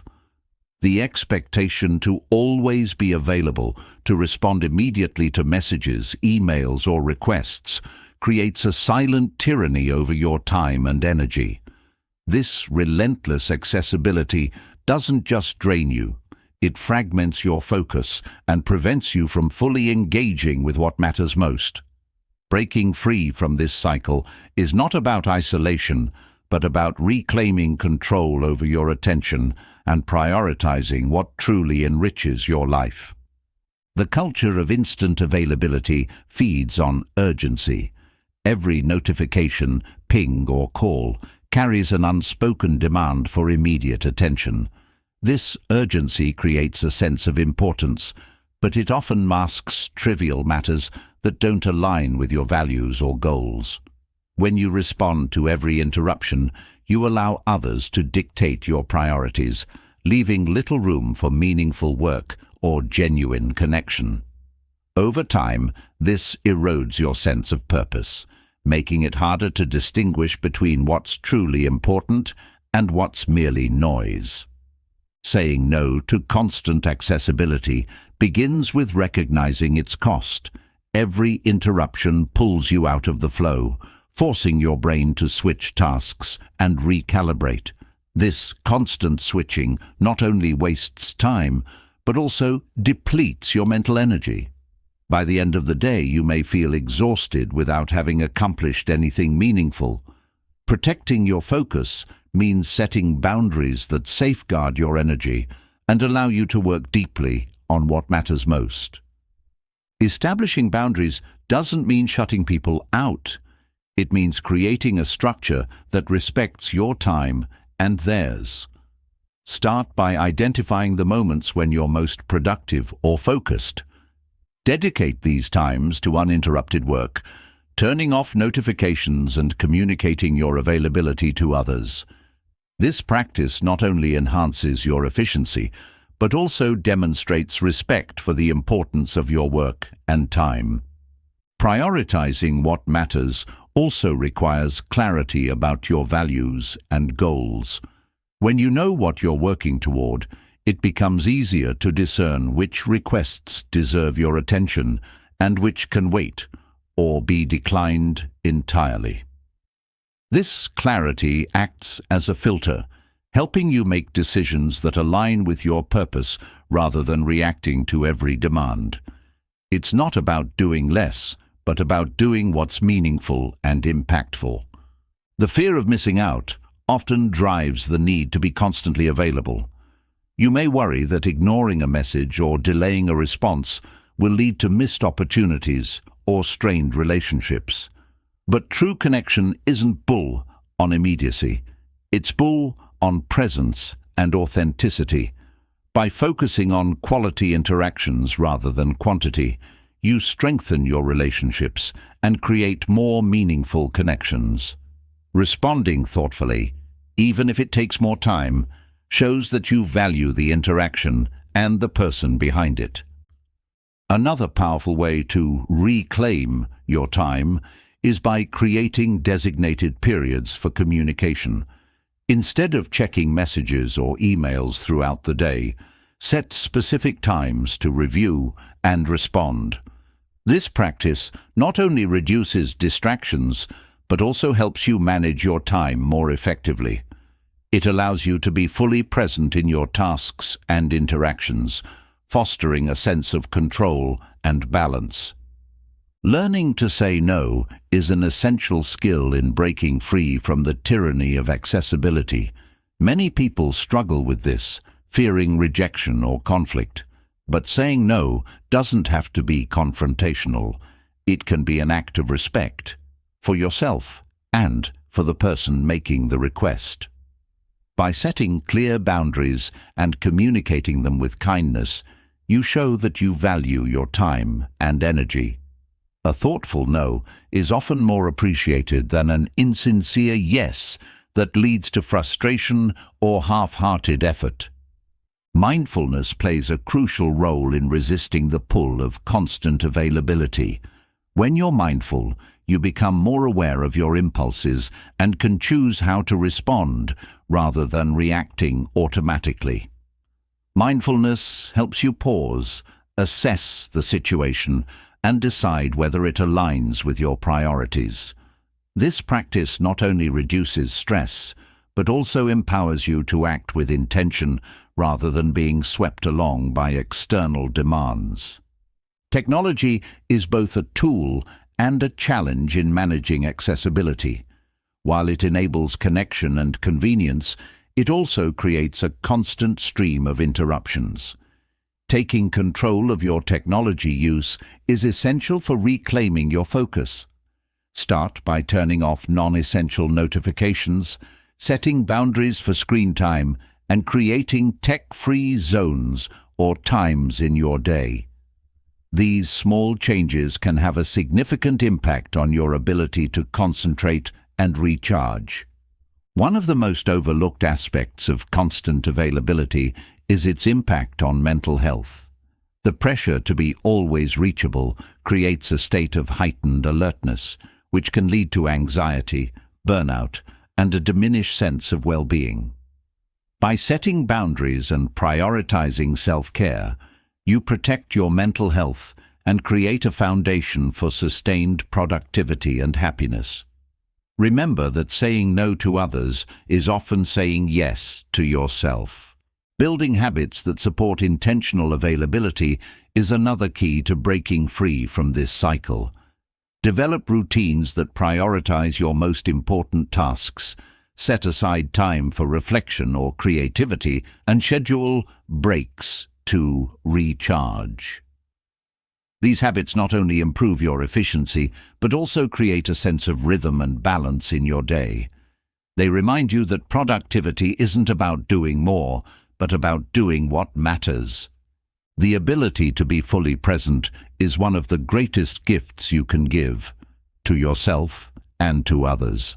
Constant accessibility fragments your attention, preventing you from being truly present in any moment. By setting boundaries and focusing on what's in front of you, you create deeper connections, greater satisfaction, and a sense of peace. Presence is not just about physical availability. It's about bringing your full attention and energy to the task or person at hand. Letting go of the need to be constantly available also fosters a sense of trust. It challenges the belief that everything depends on your immediate response or intervention. Trusting that things can wait, that others can handle responsibilities, and that not everything requires your attention frees you from unnecessary stress. This trust doesn't diminish your importance. It strengthens your ability to focus on what truly needs your input. Resisting the pull of constant accessibility is a practice of self-awareness and discipline. It's about understanding your limits, valuing your time, and choosing how you want to engage with the world. It's not about isolation, but about intentional connection, being available in ways that are meaningful, sustainable, and aligned with your goals. This practice transforms how you interact with others and how you experience your own life. In reclaiming your time and energy, you gain the freedom to focus on what truly matters. You create space for deep work, meaningful relationships, and personal growth. You break free from the tyranny of external demands and step into a life guided by purpose and intention. Saying no to constant availability is not a rejection of others.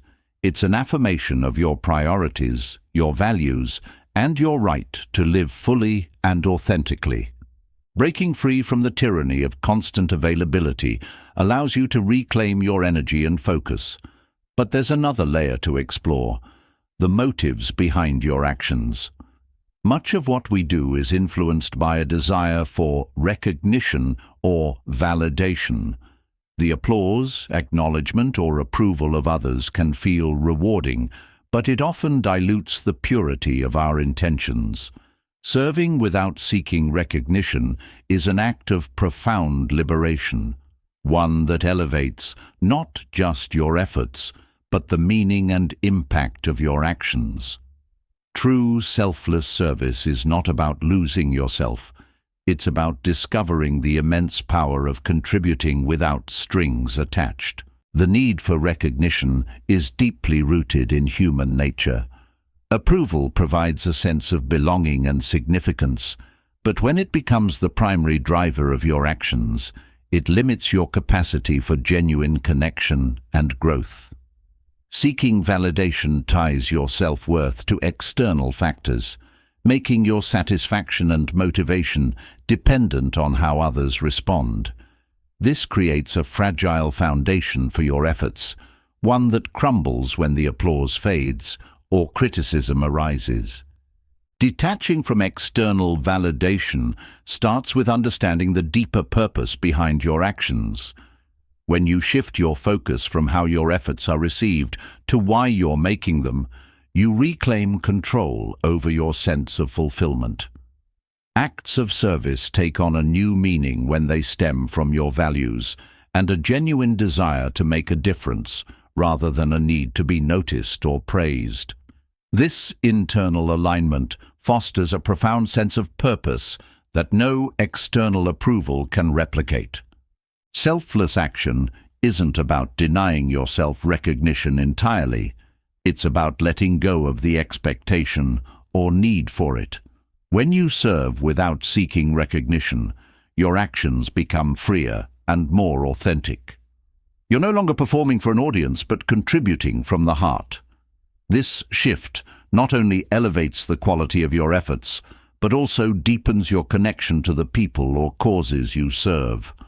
The impact of your work becomes more meaningful because it's rooted in sincerity rather than self-interest. One of the most significant benefits of serving without seeking recognition is the freedom it brings. When you're not attached to the outcome or the acknowledgement, you free yourself from the stress of measuring up to others' expectations. This detachment allows you to focus entirely on the task at hand, bringing your full presence and energy to it. Your efforts become a form of self-expression, an extension of your values and passions, rather than a means to earn approval. Serving selflessly also cultivates humility. It reminds you that your contributions, while valuable, are part of a larger whole. This perspective shifts the focus from individual achievement to collective impact, fostering a sense of interconnectedness and gratitude. Humility doesn't diminish your importance. It enhances your ability to connect and collaborate with others. It allows you to see the value in every role and contribution, including those that often go unnoticed. Another powerful aspect of selfless service is the joy it brings. When you give without expecting anything in return, you tap into a sense of abundance and generosity. This joy is not fleeting or conditional. It's rooted in the satisfaction of knowing you've made a positive difference. Selfless giving creates a cycle of goodwill, where the act of serving becomes its own reward. This joy not only nourishes your spirit, but also inspires others to act with the same sense of purpose and generosity. Practicing selfless service also strengthens resilience. When your efforts are not tied to external validation, you're less affected by criticism or rejection. This detachment allows you to stay focused on your goals and values, even in the face of challenges. Resilience grows from knowing that the worth of your actions lies in their intention and impact, not in how they're perceived. This mindset empowers you to keep contributing regardless of external circumstances. Serving without seeking recognition also deepens your relationships. When your actions are motivated by genuine care rather than a desire for approval, they create trust and authenticity. People can sense when your intentions are sincere, and this fosters stronger connections and a sense of mutual respect. Selfless service becomes a bridge that unites people, breaking down barriers and building a foundation of empathy and understanding. One way to cultivate selfless service is to focus on the process rather than the outcome. When you immerse yourself in the act of giving, you find fulfillment in the effort itself rather than in the recognition it might bring. This process-oriented mindset helps you stay present and engaged, enhancing the quality and impact of your work. It also reduces the pressure to achieve specific results, allowing you to adapt and grow with each experience. Gratitude is another powerful tool for fostering selfless service. When you approach your actions with a sense of gratitude for the opportunity to contribute, for the skills and resources you have, for the people you serve, you shift your focus from what you might gain to what you can give. Gratitude transforms service from an obligation to a privilege, enriching both the giver and the receiver. Letting go of recognition also means redefining success. Instead of measuring your efforts by external validation, measure them by the integrity of your intentions and the impact of your actions. Success becomes about living in alignment with your values and contributing to the well-being of others, regardless of whether it's acknowledged. This redefinition creates a deeper and more enduring sense of fulfillment. Selfless service doesn't mean neglecting yourself or your needs. It's about finding a balance where you can give generously without depleting yourself.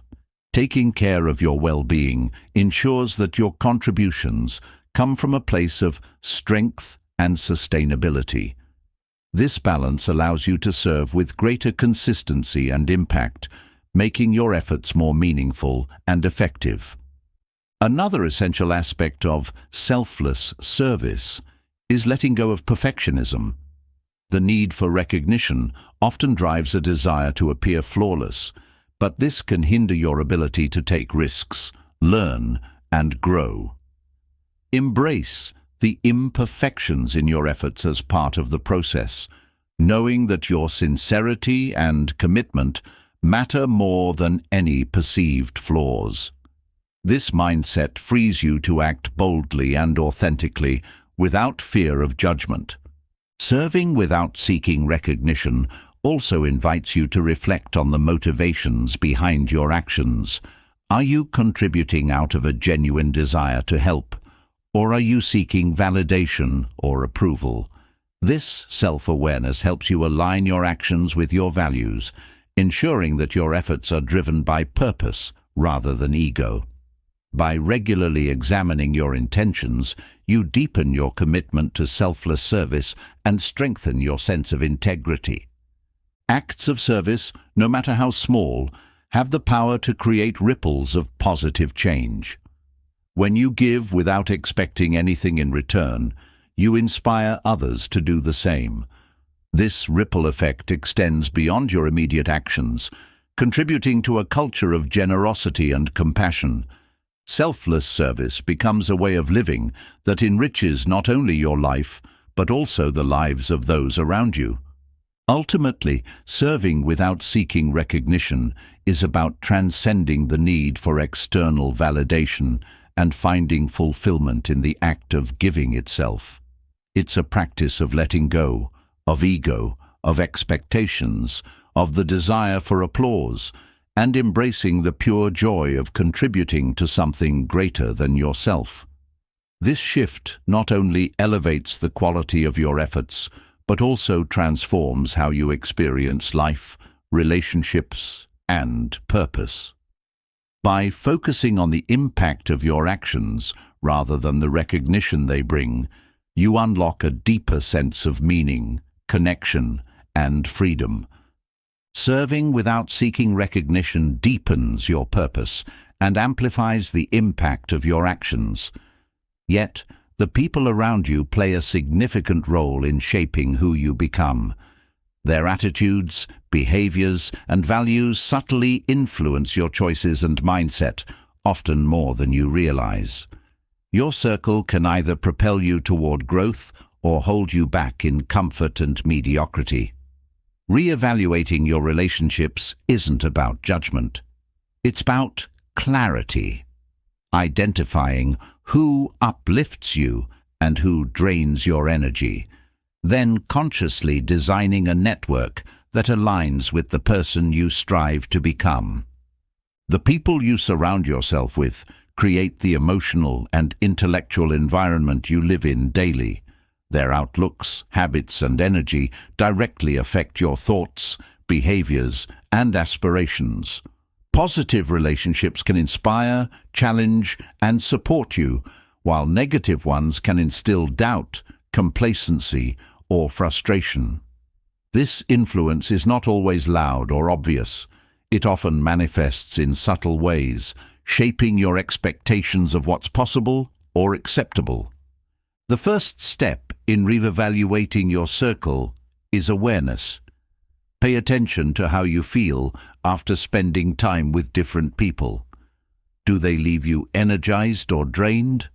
Do they encourage your growth or discourage your efforts? Recognizing these patterns helps you understand the impact each relationship has on your well-being and progress. This awareness isn't about labeling people as good or bad, but about assessing their role in your journey. Supportive relationships are built on mutual respect and encouragement. They challenge you to be better while accepting you as you are. These connections provide a safe space for vulnerability and growth, offering constructive feedback rather than judgment. A supportive network celebrates your successes without envy and stands by you during setbacks without pity. Cultivating such relationships requires intentional effort, both in choosing the right people and in nurturing these bonds. Negative influences often come from those who project their fears or insecurities onto others. They may criticize your ambitions, belittle your efforts, or discourage you from taking risks.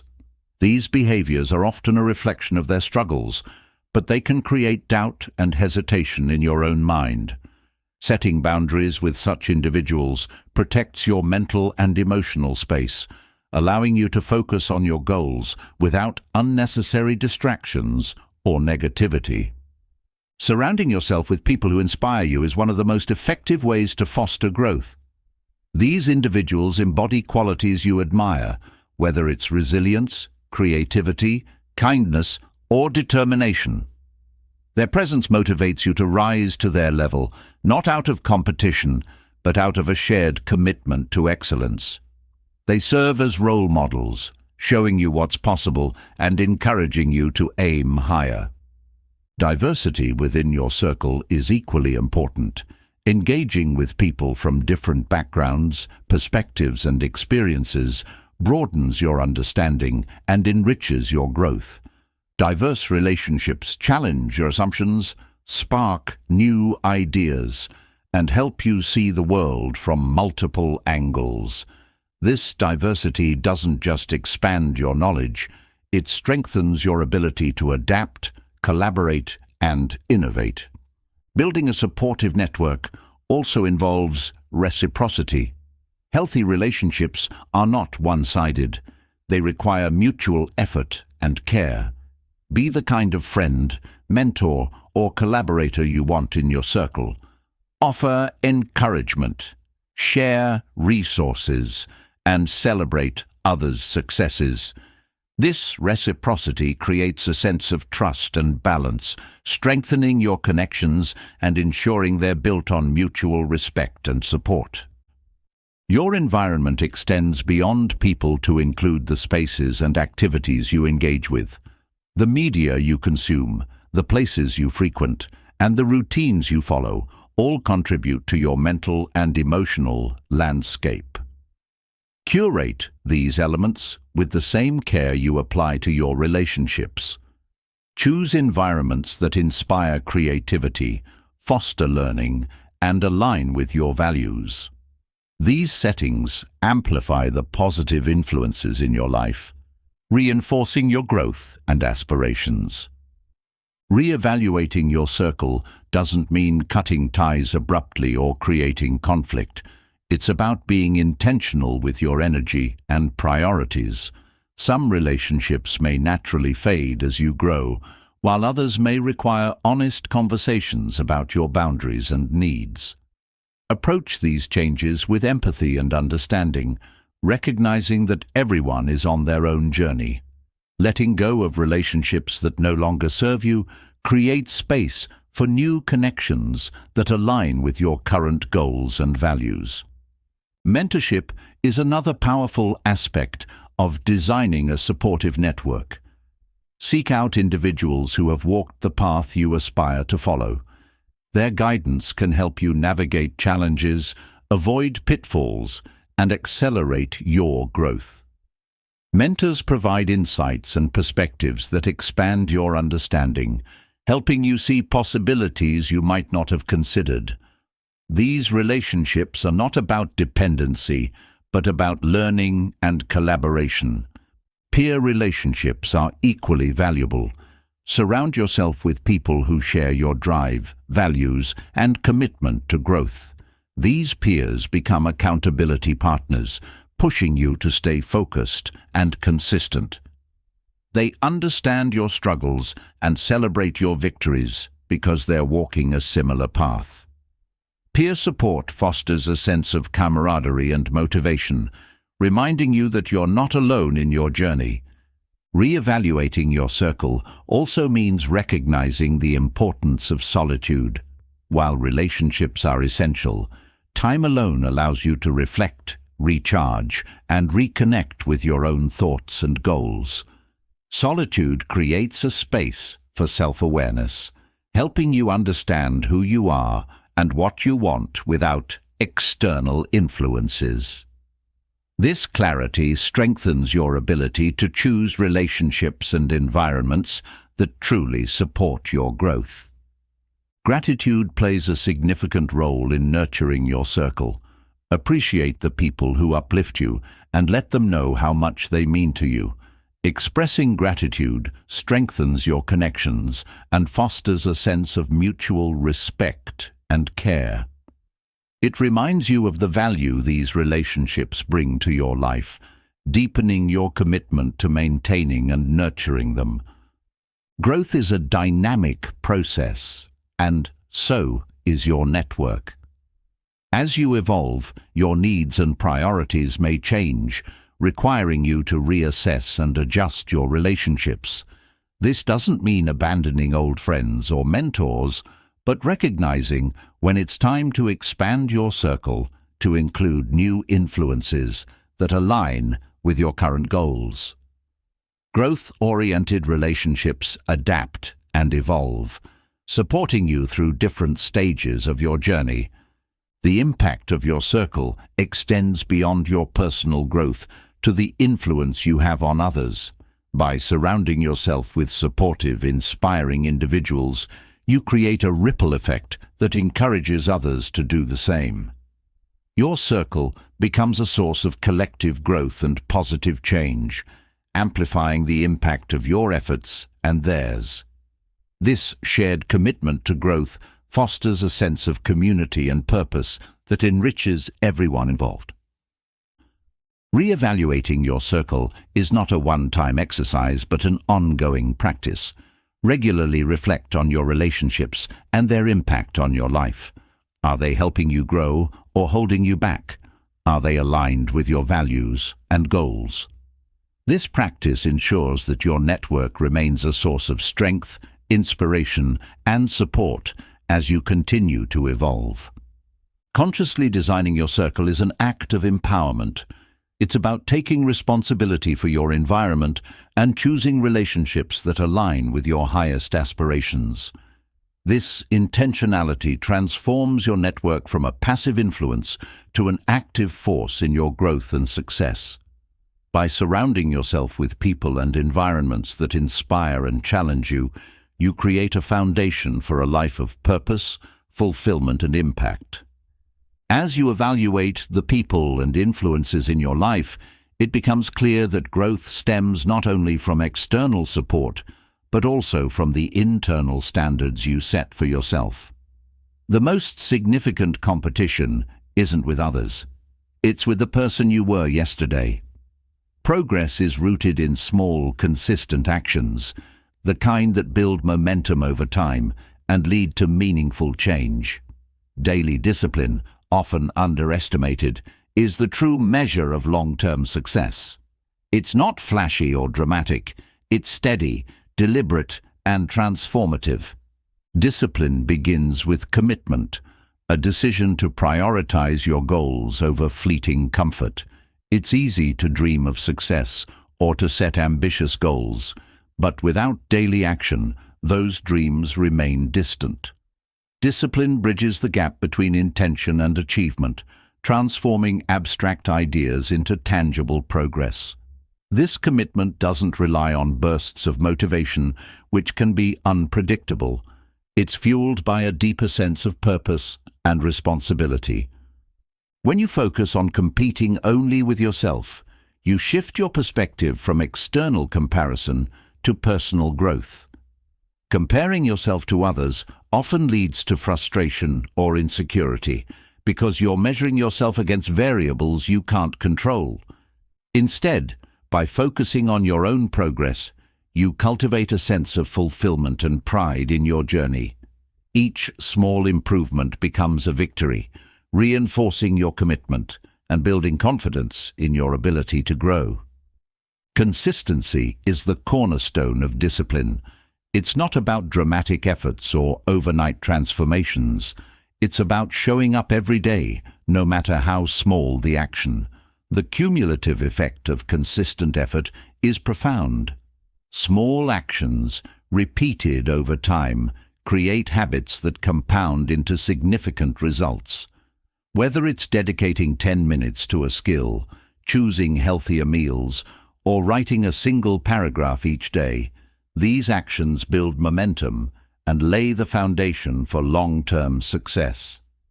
Discipline thrives on clarity. When you have a clear vision of your goals and values, it becomes easier to prioritize your actions and eliminate distractions.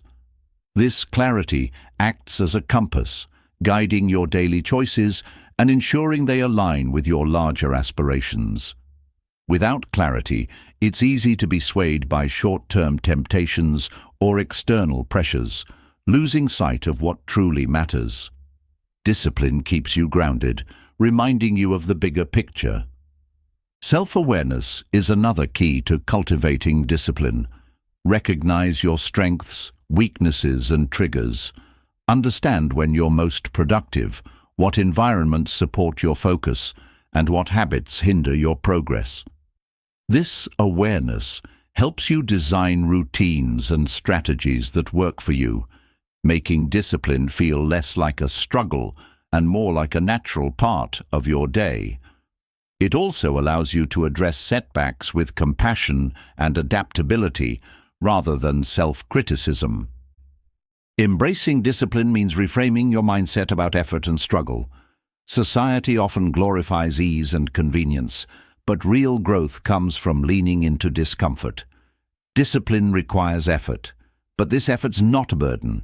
It's an investment. Each time you push through resistance, you strengthen your resilience and deepen your commitment to your goals.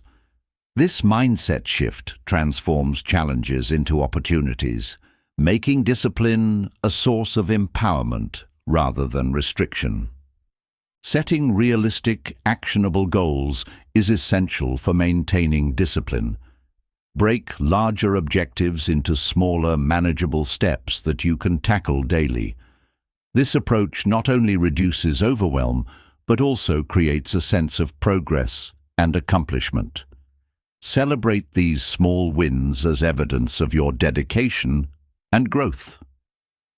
Each step forward reinforces your belief in your ability to achieve your goals, fueling your motivation to keep going.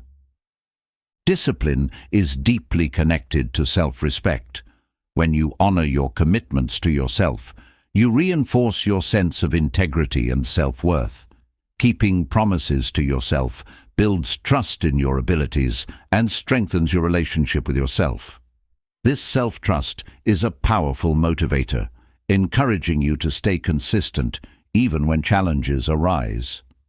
Discipline becomes an act of self-love, a way of showing yourself that your goals and dreams are worth the effort. Accountability enhances discipline. Sharing your goals with a trusted friend, mentor, or community creates a sense of responsibility and support.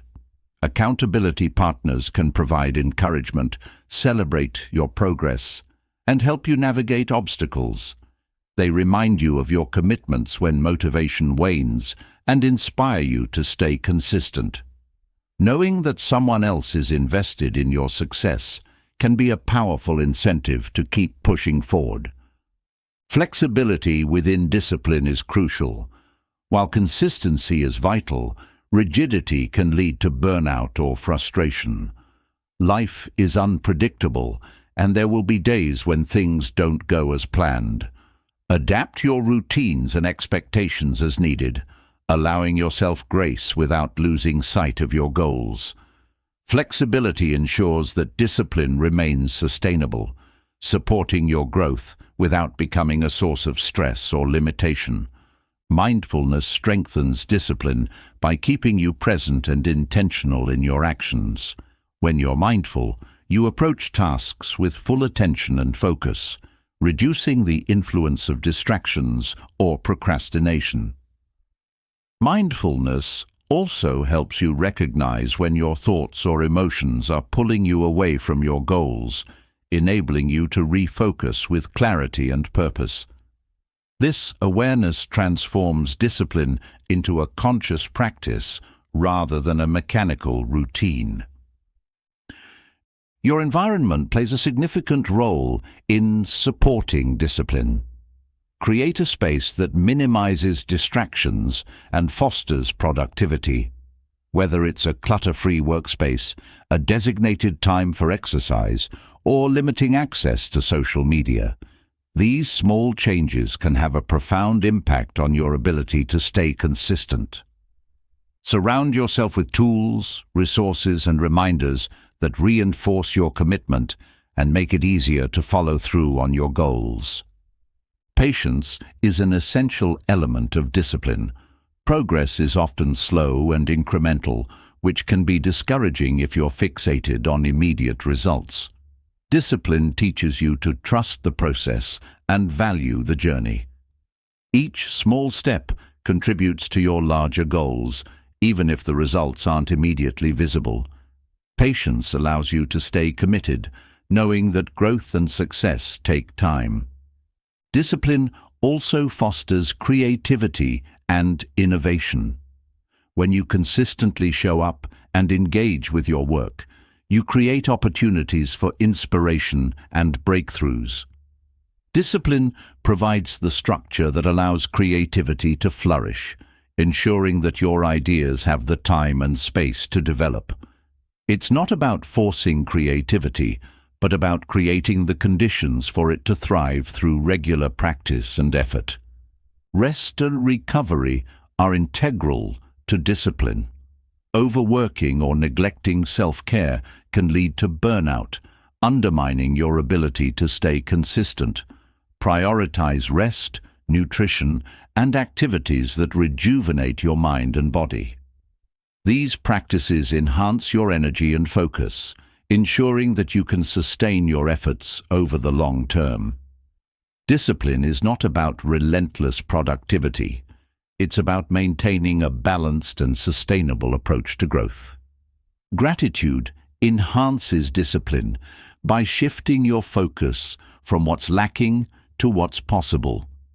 When you appreciate the progress you've made and the opportunities you have, you create a positive mindset that reinforces your commitment. Gratitude reminds you of the value of your efforts, inspiring you to keep pushing forward with enthusiasm and purpose.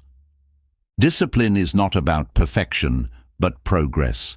There will be setbacks, distractions, and moments of doubt. What matters is your ability to return to your commitments and keep moving forward. Each time you recommit to your goals, you strengthen your discipline and resilience. This perseverance transforms challenges into stepping stones, building a foundation for long-term success. Ultimately, daily discipline is about creating a life that reflects your values and aspirations. It's not about competing with others or meeting external expectations. It's about becoming the best version of yourself through consistent, intentional effort. By focusing on your own growth, honoring your commitments, and embracing the process, you unlock the potential for extraordinary achievement and fulfillment. Discipline is not a burden. It's a gift you give yourself, a pathway to a life of purpose, meaning, and success. Daily discipline builds the foundation for long-term success, but even the most disciplined plans can crumble under the weight of procrastination. Putting off tasks, no matter how small, creates a ripple effect that halts momentum and delays progress. The habit of delaying decisions may feel harmless in the moment, but over time it steals opportunities, breeds frustration, and creates a cycle of inaction. Breaking free from this cycle isn't just about doing more. It's about understanding why you hesitate and reclaiming the power to act today instead of waiting for tomorrow. Procrastination often stems from fear. Whether it's fear of failure, judgment, or even success, these underlying anxieties create resistance to starting tasks. Recognizing this fear is the first step to overcoming it. Acknowledge the discomfort and challenge the assumptions behind it. Often, fear magnifies obstacles, making them seem larger than they are. By addressing the root of your hesitation, you can begin to dismantle the barriers that keep you stuck. Another key factor in procrastination is perfectionism. The belief that everything must be flawless before you begin creates an endless cycle of delay. This mindset convinces you that starting isn't worth it unless conditions are ideal. But progress doesn't require perfection. It requires action. Reframe your approach by focusing on starting, no matter how imperfectly. Taking the first step builds momentum, and as you continue, you refine and improve along the way. Procrastination also thrives in overwhelm. When tasks feel too big or too complex, the natural response is to avoid them. Breaking tasks into smaller, manageable steps reduces this sense of overwhelm. Focus on what you can do right now, even if it's just one small action. Each completed step not only brings you closer to your goal, but also reinforces your ability to take control of your time and decisions. Time mismanagement is another common contributor to procrastination. Without a clear plan, it's easy to lose track of priorities and fall into the trap of busyness without progress. Create a structured schedule that allocates time for your most important tasks. This plan should include specific, realistic deadlines to create accountability and urgency. Knowing exactly what needs to be done and when removes ambiguity, making it easier to take action. The environment you work in plays a significant role in either encouraging or discouraging procrastination. Distractions, clutter, and interruptions can all sap your focus and make it harder to begin tasks. Create an environment that supports productivity by eliminating unnecessary distractions, organizing your space, and establishing boundaries for uninterrupted time. A conducive environment signals your brain that it's time to focus, reducing the temptation to delay. Mindset is crucial in overcoming procrastination. Shifting from a passive to an active mindset transforms how you approach tasks. Instead of thinking, "I'll do it later," tell yourself, "I'll do it now." This simple language shift creates a sense of immediacy and ownership. Combine this with visualization techniques where you mentally rehearse completing the task successfully. This primes your mind for action, making it easier to take the first step. Procrastination often provides temporary relief from stress or discomfort, but it creates a larger problem in the long run. Recognizing the cost of delaying tasks can motivate change. Reflect on how procrastination has impacted your progress, relationships, or well-being. Use this awareness to reinforce the benefits of acting now, such as reduced stress, greater satisfaction, and the freedom to focus on new opportunities. Accountability can be a powerful tool in breaking the procrastination cycle. Share your goals with a trusted friend, mentor, or group who can provide encouragement and hold you accountable. External accountability creates a sense of responsibility and support, making it less likely for you to delay action. Regular check-ins with someone invested in your success can also provide valuable feedback and motivation. Another strategy is to reward yourself for completing tasks. Positive reinforcement creates a sense of achievement and satisfaction, making it more likely for you to repeat the behavior. These rewards don't have to be extravagant. They can be as simple as taking a short break, enjoying a favorite snack, or indulging in a relaxing activity. The key is to associate task completion with positive outcomes, reinforcing the habit of taking action. Procrastination can sometimes stem from a lack of clarity about the task itself. Uncertainty about where to start or what's expected can create resistance. Take time to clarify your goals and outline the steps needed to achieve them.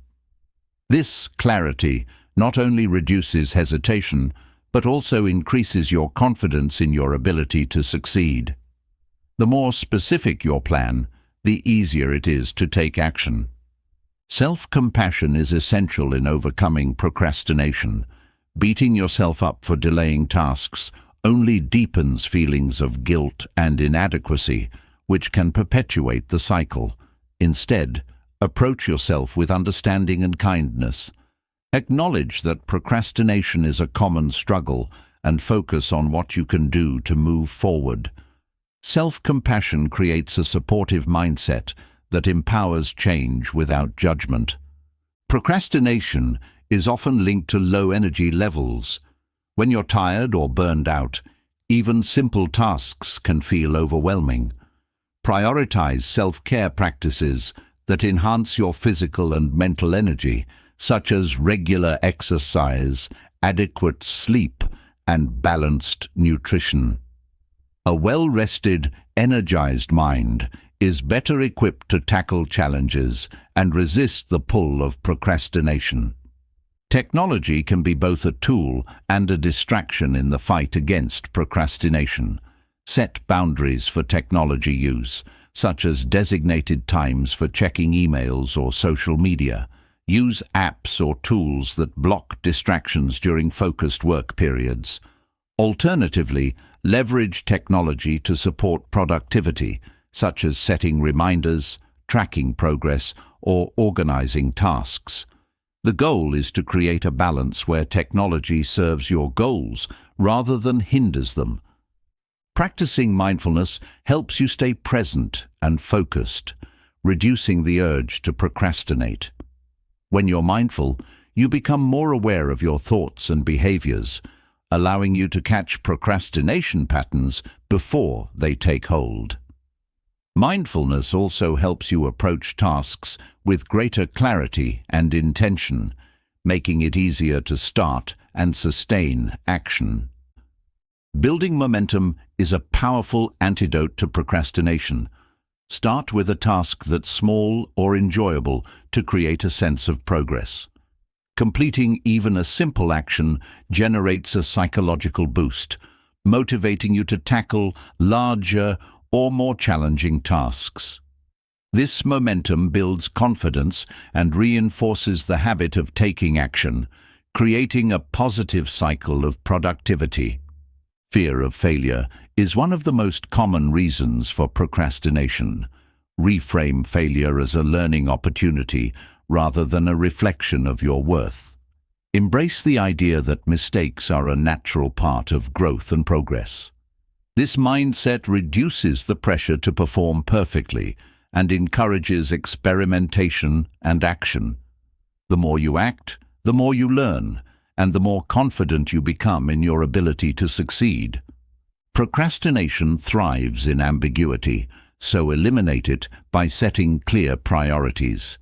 Identify your most important tasks and focus on them first. This approach, often referred to as eating the frog, ensures that you tackle high-priority tasks when your energy and focus are at their peak. Completing these tasks early in the day creates a sense of accomplishment that carries into the rest of your work. Letting go of multitasking can also help combat procrastination. Attempting to juggle multiple tasks at once divides your attention and reduces your efficiency. Focus on one task at a time, giving it your full attention before moving on to the next. This single-tasking approach not only improves the quality of your work, but also makes it easier to stay engaged and productive. Procrastination often feels like a lack of willpower, but it's more about habits and systems. Build routines that support consistent action, such as starting your day with a set plan or dedicating specific times for focused work. These routines create a structure that minimizes decision fatigue and makes it easier to follow through on your goals. Ultimately, overcoming procrastination is about taking ownership of your time and choices. It's about recognizing that every delay is a missed opportunity to grow, learn, and achieve. By understanding the root causes of procrastination and implementing strategies to address them, you reclaim control over your actions and your future. Each step you take today lays the foundation for the progress and success you seek tomorrow. Acting now is not just a decision. It's a declaration of your commitment to living fully and purposefully. Breaking free from procrastination is an act of reclaiming time and potential. Yet, even when action begins, another silent obstacle can emerge: the relentless pursuit of perfection. This constant striving for flawlessness may seem like a path to excellence, but it often leads to hesitation, frustration, and even paralysis. Detaching from perfectionism is not about abandoning quality. It's about shifting focus from unreachable ideals to meaningful progress. Growth thrives in imperfection, where learning, adaptation, and action flourish without the weight of impossible expectations. Perfectionism often masquerades as ambition. It tells you that only flawless results are acceptable, pushing you to set standards so high they become barriers to action. Instead of motivating you, perfectionism traps you in a cycle of overthinking and second-guessing. This mindset doesn't just slow you down, it robs you of opportunities to learn and evolve. Letting go of perfection doesn't mean settling for mediocrity. It means valuing progress and effort over unattainable ideals. The pursuit of perfection creates a fear of failure. When you view mistakes as evidence of inadequacy rather than as part of the learning process, you hesitate to take risks or try new things. This fear limits your growth and creativity, keeping you within the safe confines of what you already know. Reframing failure as feedback shifts your perspective, allowing you to see mistakes as stepping stones rather than roadblocks. Each misstep becomes a chance to learn, adjust, and improve. Perfectionism often leads to endless preparation, where starting feels impossible because the conditions aren't just right. This delay in action stems from the belief that every detail must be perfect before progress can begin.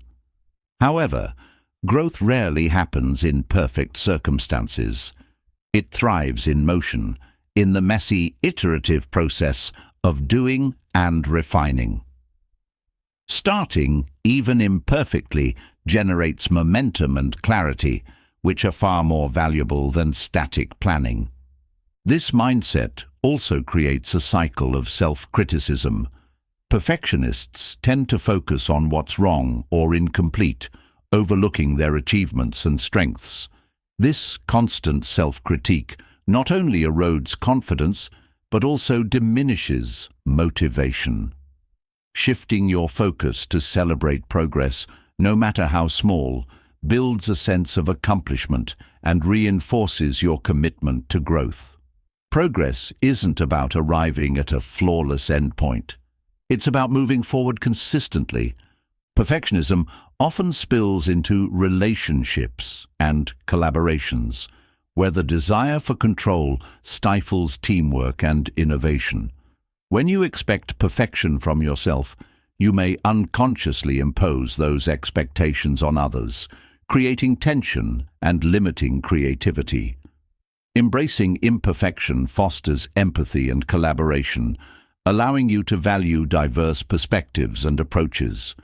This openness enhances both the quality of your work and the strength of your connections.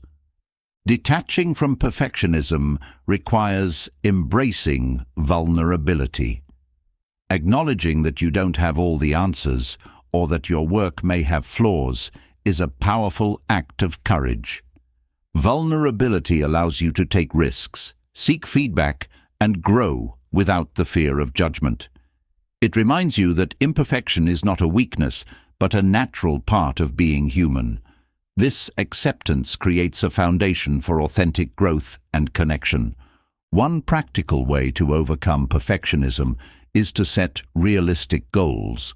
Break larger tasks into smaller, achievable steps, and focus on completing each one rather than perfecting the entire process.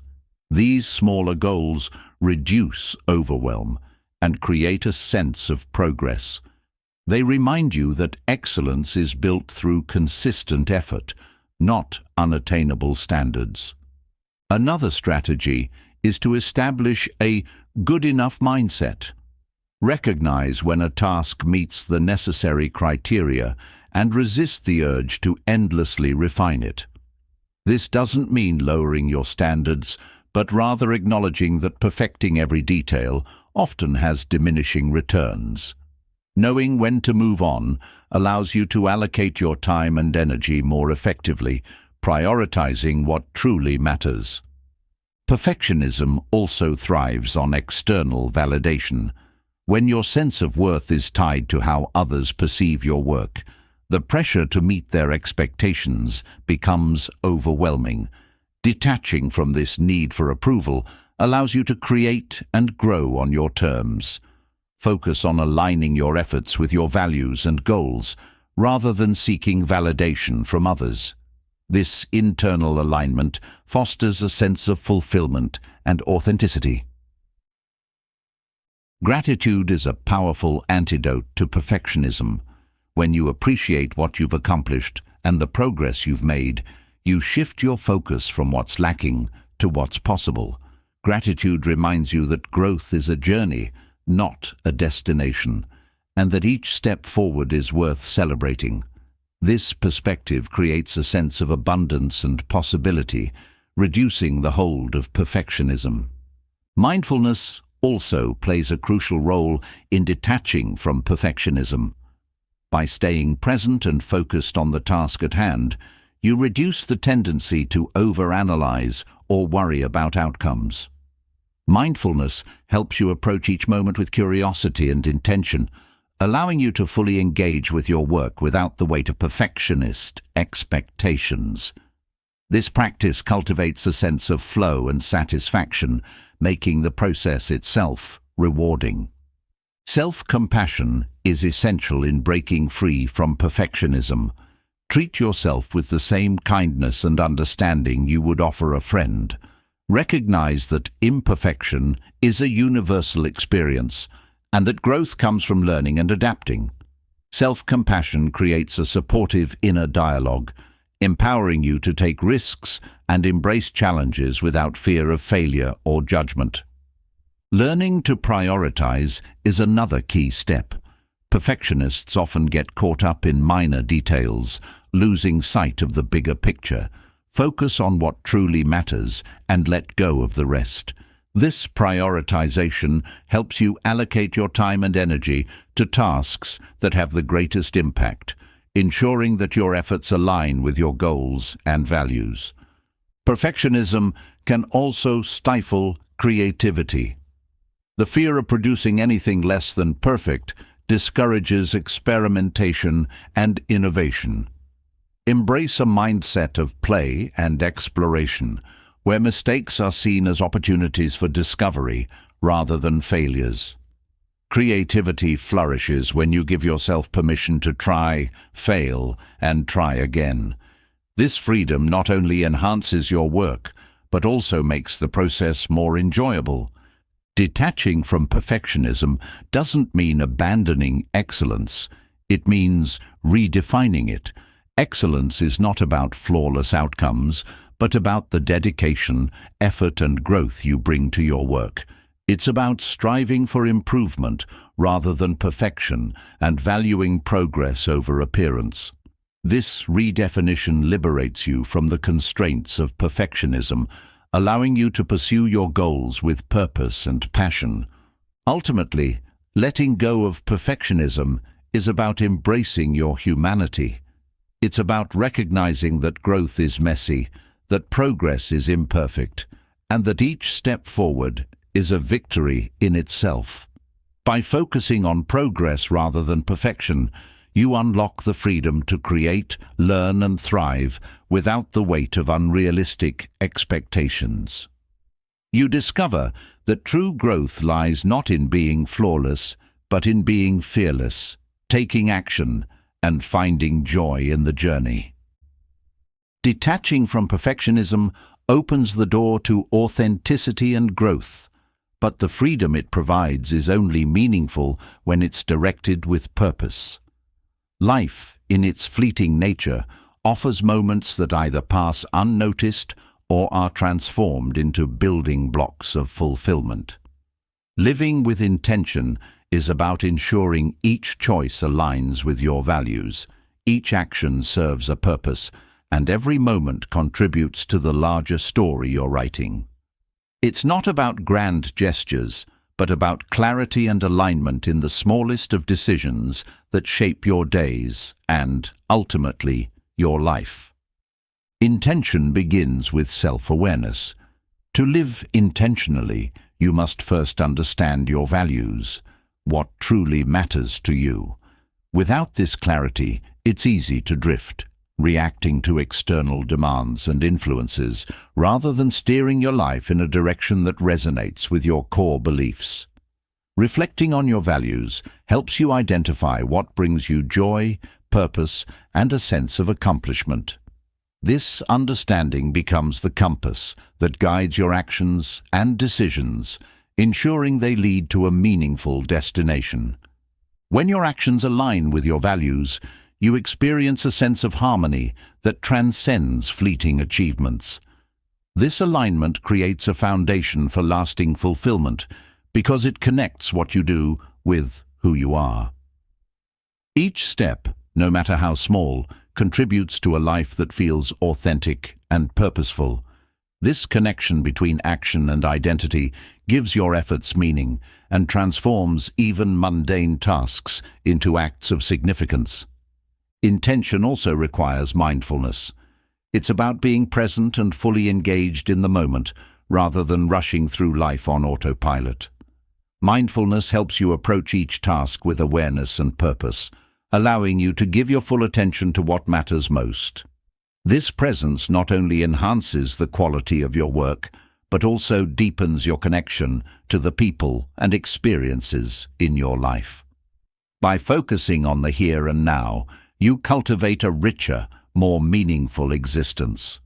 One of the greatest challenges to living intentionally is the constant noise of external influences. Society, media, and even well-meaning friends often impose expectations that may not align with your values. Living with intention means learning to filter out this noise and focus on what truly resonates with you. It's about saying no to distractions and obligations that don't serve your purpose, freeing up time and energy for what truly matters. Prioritization is a key element of intention. Each day presents countless choices, and without clear priorities, it's easy to be overwhelmed or sidetracked.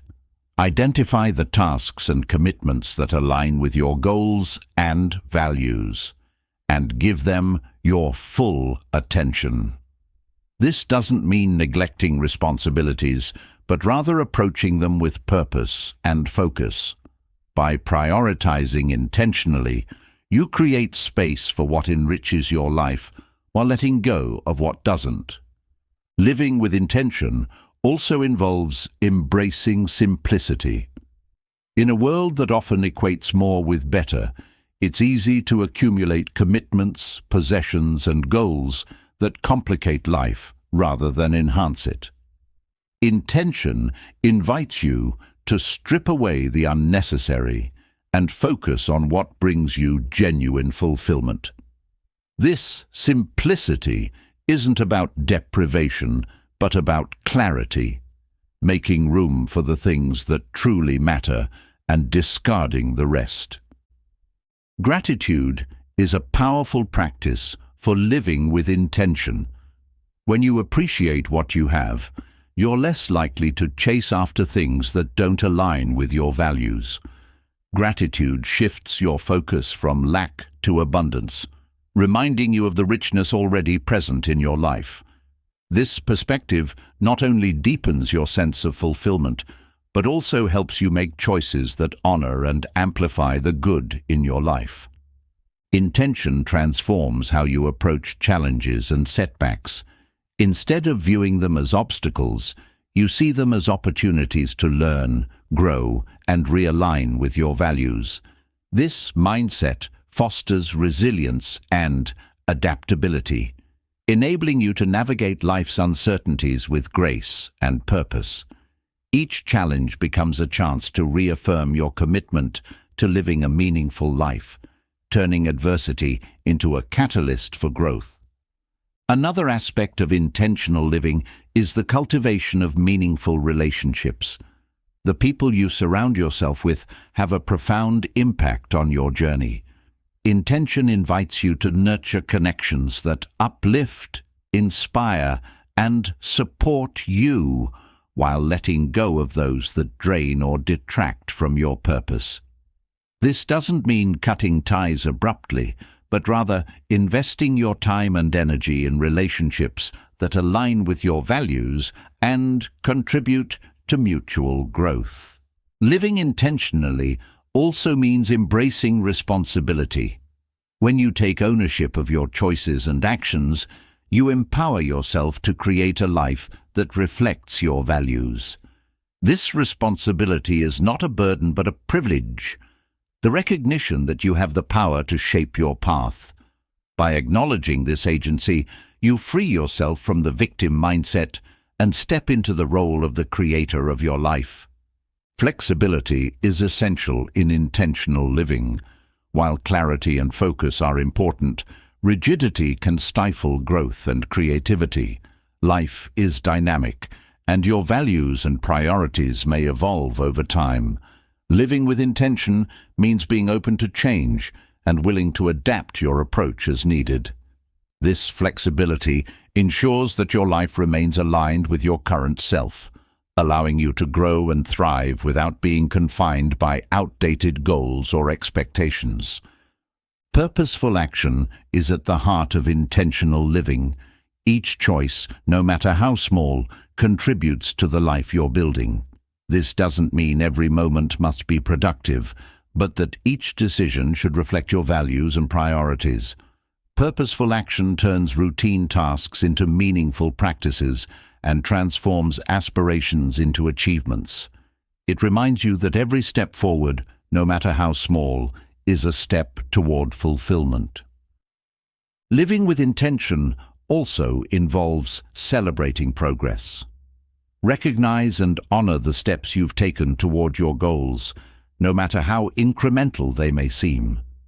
This celebration reinforces your commitment and reminds you of the value of your efforts. It shifts the focus from what's left to accomplish to what you've already achieved, creating a sense of momentum and satisfaction that propels you forward. Self-reflection is a vital practice for living intentionally. Regularly assess your actions, choices, and goals to ensure they remain aligned with your values. This reflection helps you identify areas where you may have drifted off course and provides an opportunity to realign. It also deepens your understanding of yourself, fostering a sense of self-awareness and authenticity that enhances every aspect of your life. Living with intention is not about perfection, but about consistency. It's about making deliberate choices each day that reflect your values and contribute to your goals. There will be moments of doubt, distraction, and even failure, but what matters is your commitment to return to your purpose. This consistency builds a life of meaning and fulfillment, one choice at a time. At its core, intentional living is about creating a life that feels true to you.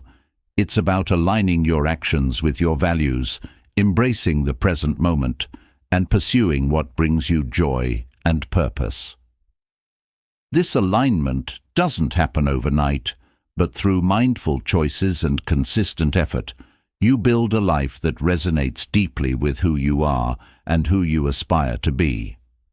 By living with intention, you transform every moment into an opportunity to grow, connect, and thrive.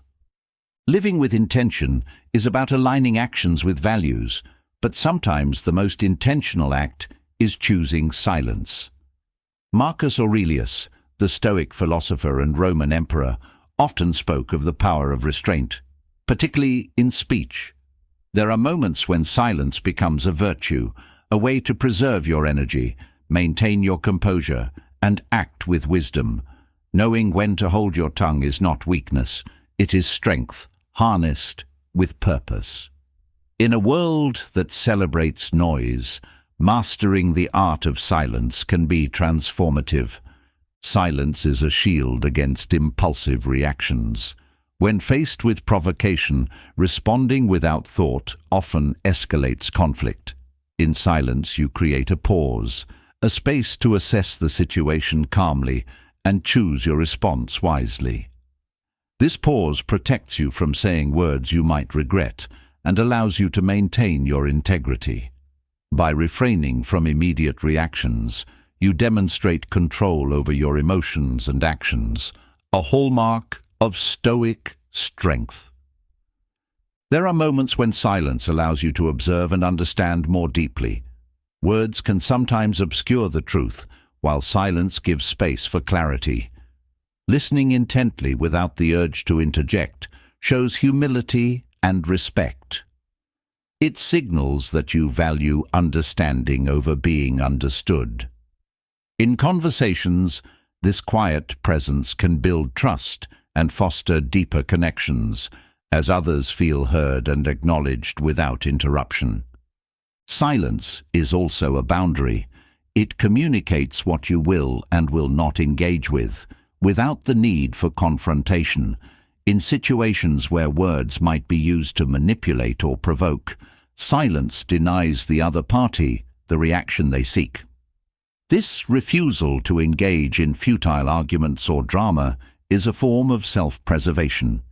It protects your mental and emotional energy, redirecting it toward more meaningful pursuits. Choosing silence in moments of anger is a powerful act of self-discipline. Anger often clouds judgment, leading to words spoken in haste and regret. Restraining speech during such moments allows emotions to settle, enabling you to address the situation with clarity and composure later.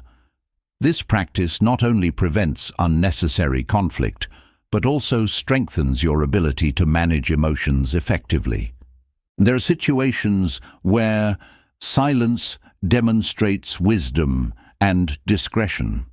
Sharing too much, whether personal details or opinions, can expose vulnerabilities or create misunderstandings.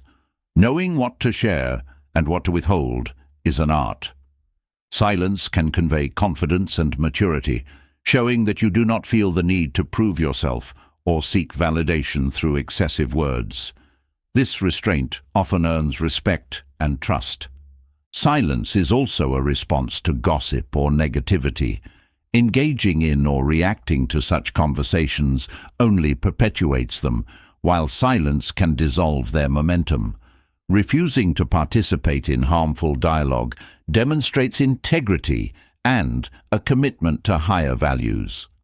It sets a standard for the kind of interactions you wish to cultivate and the energy you choose to surround yourself with. At times, silence is a gift you give to others.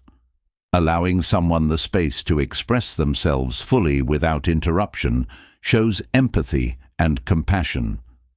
This act of listening is not passive. It's an active choice to prioritize the other person's voice. In doing so, you create an environment where they feel safe and understood, strengthening your connection and fostering mutual respect. In moments of uncertainty or lack of knowledge, silence is a mark of humility. Admitting that you don't have all the answers is not a sign of weakness, but of wisdom. Speaking without understanding can lead to errors or misunderstandings, while silence creates the opportunity to learn. Embracing silence in these moments allows you to grow and approach situations with greater clarity and insight. Silence can also be a tool for reflection. It provides a space to process experiences, emotions, and ideas without external noise. This introspection fosters self-awareness, helping you align your actions with your values and goals. In silence, you can reconnect with yourself, evaluate your choices, and find clarity amidst the chaos of daily life. This practice is essential for personal growth and resilience. In professional settings, silence often carries more weight than words. Pausing before responding to questions or comments signals thoughtfulness and confidence. It shows that you are deliberate and intentional in your communication, which can enhance your credibility and influence. Silence also gives you control over the pace of conversations, allowing you to steer discussions with precision and authority. In conflict, silence can be a tool for de-escalation. Responding to hostility with calm and quiet disrupts the cycle of aggression. It signals that you refuse to be drawn into unnecessary conflict, maintaining your dignity and composure. This approach often diffuses tension and creates a space for more constructive dialogue. It's a reminder that silence is not surrender. It's a choice to prioritize resolution over reaction. In creative endeavors, silence is where inspiration often takes root. The absence of noise allows ideas to emerge and flourish. Stepping away from the constant stream of information and chatter creates a fertile ground for innovation and self-expression. In these quiet moments, you connect with your inner thoughts and uncover insights that might otherwise be drowned out. Silence becomes a sanctuary for creativity and growth. Silence is also a practice of gratitude. In moments of stillness, you become more attuned to the beauty and abundance around you. This awareness fosters a deeper appreciation for life's simple joys, grounding you in the present moment. Gratitude flourishes in silence, reminding you of the richness of your experiences and the connections that sustain you. In the face of criticism, silence is often the most dignified response. Engaging in defensiveness or retaliation only fuels negativity, while silence conveys confidence and self-assurance. It shows that you do not feel the need to justify yourself or seek approval. This restraint often disarms critics and demonstrates a strength that speaks louder than words. Silence is not about withdrawing from the world, but about engaging with it more thoughtfully. It's about choosing when to speak and when to listen, when to act and when to observe. It's a practice of intentionality, ensuring that your words and actions align with your values and serve a purpose. In this way, silence becomes a tool for connection, growth, and fulfillment. Mastering the art of silence is an ongoing journey. It requires mindfulness, patience, and a commitment to self-awareness. But as you embrace this practice, you discover its transformative power. Silence is not emptiness. It's a space for reflection, understanding, and strength. It allows you to navigate life with clarity and purpose, honoring your values and preserving your energy for what truly matters. Silence, as Marcus Aurelius taught, can be one of the most potent tools for navigating conflict. But what if the challenges go beyond words? How do you address those who seem to stand against you without succumbing to anger, aggression, or destructive behavior? Stoicism offers timeless wisdom for overcoming adversaries, not through confrontation, but through strategy, patience, and inner strength. These methods dismantle opposition, leaving no room for chaos or negativity to thrive, while elevating you to a place of calm control and unshakable integrity. The first principle of neutralizing opposition lies in mastering your reactions. Enemies often seek to provoke emotional responses, aiming to derail your focus or manipulate your decisions. By maintaining composure and responding with measured thought, rather than impulsive emotion, you deny them the satisfaction of controlling you. This restraint is not passive. It's an active demonstration of power and discipline that disarms adversaries and shifts the dynamic in your favor. Understanding your adversary is another key to overcoming them. When you view conflicts through a lens of empathy and observation, you gain insight into their motivations, fears, and vulnerabilities. This perspective allows you to address the root causes of their behavior rather than reacting to the surface-level provocations. Knowing your enemy, as the Stoics would advise, is less about exploiting them and more about neutralizing their power over you through awareness and understanding. Living with virtue is a strategy that subtly undermines opposition. When your actions consistently align with integrity, honesty, and purpose, you build a reputation that is impervious to attacks. Criticism or attempts to tarnish your character fall flat in the face of undeniable evidence of your principles. This approach not only nullifies external threats, but also strengthens your inner resolve as you remain focused on your values, rather than distracted by negativity. Redirecting energy away from conflict and toward personal growth is one of the most effective ways to overcome adversaries. Focusing on self-improvement diminishes the significance of external threats, rendering them powerless in the context of your larger goals. This shift in focus not only frees you from the grip of conflict, but also demonstrates to others that you are unshaken, resilient, and purpose-driven. Patience, a cornerstone of Stoic philosophy, is another powerful tool for dealing with enemies. Often, adversaries self-destruct when left to their own devices. By resisting the urge to retaliate or engage, you allow their negative actions to rebound upon them. This form of victory is quiet and enduring, as it relies on the natural consequences of their behavior rather than any action on your part.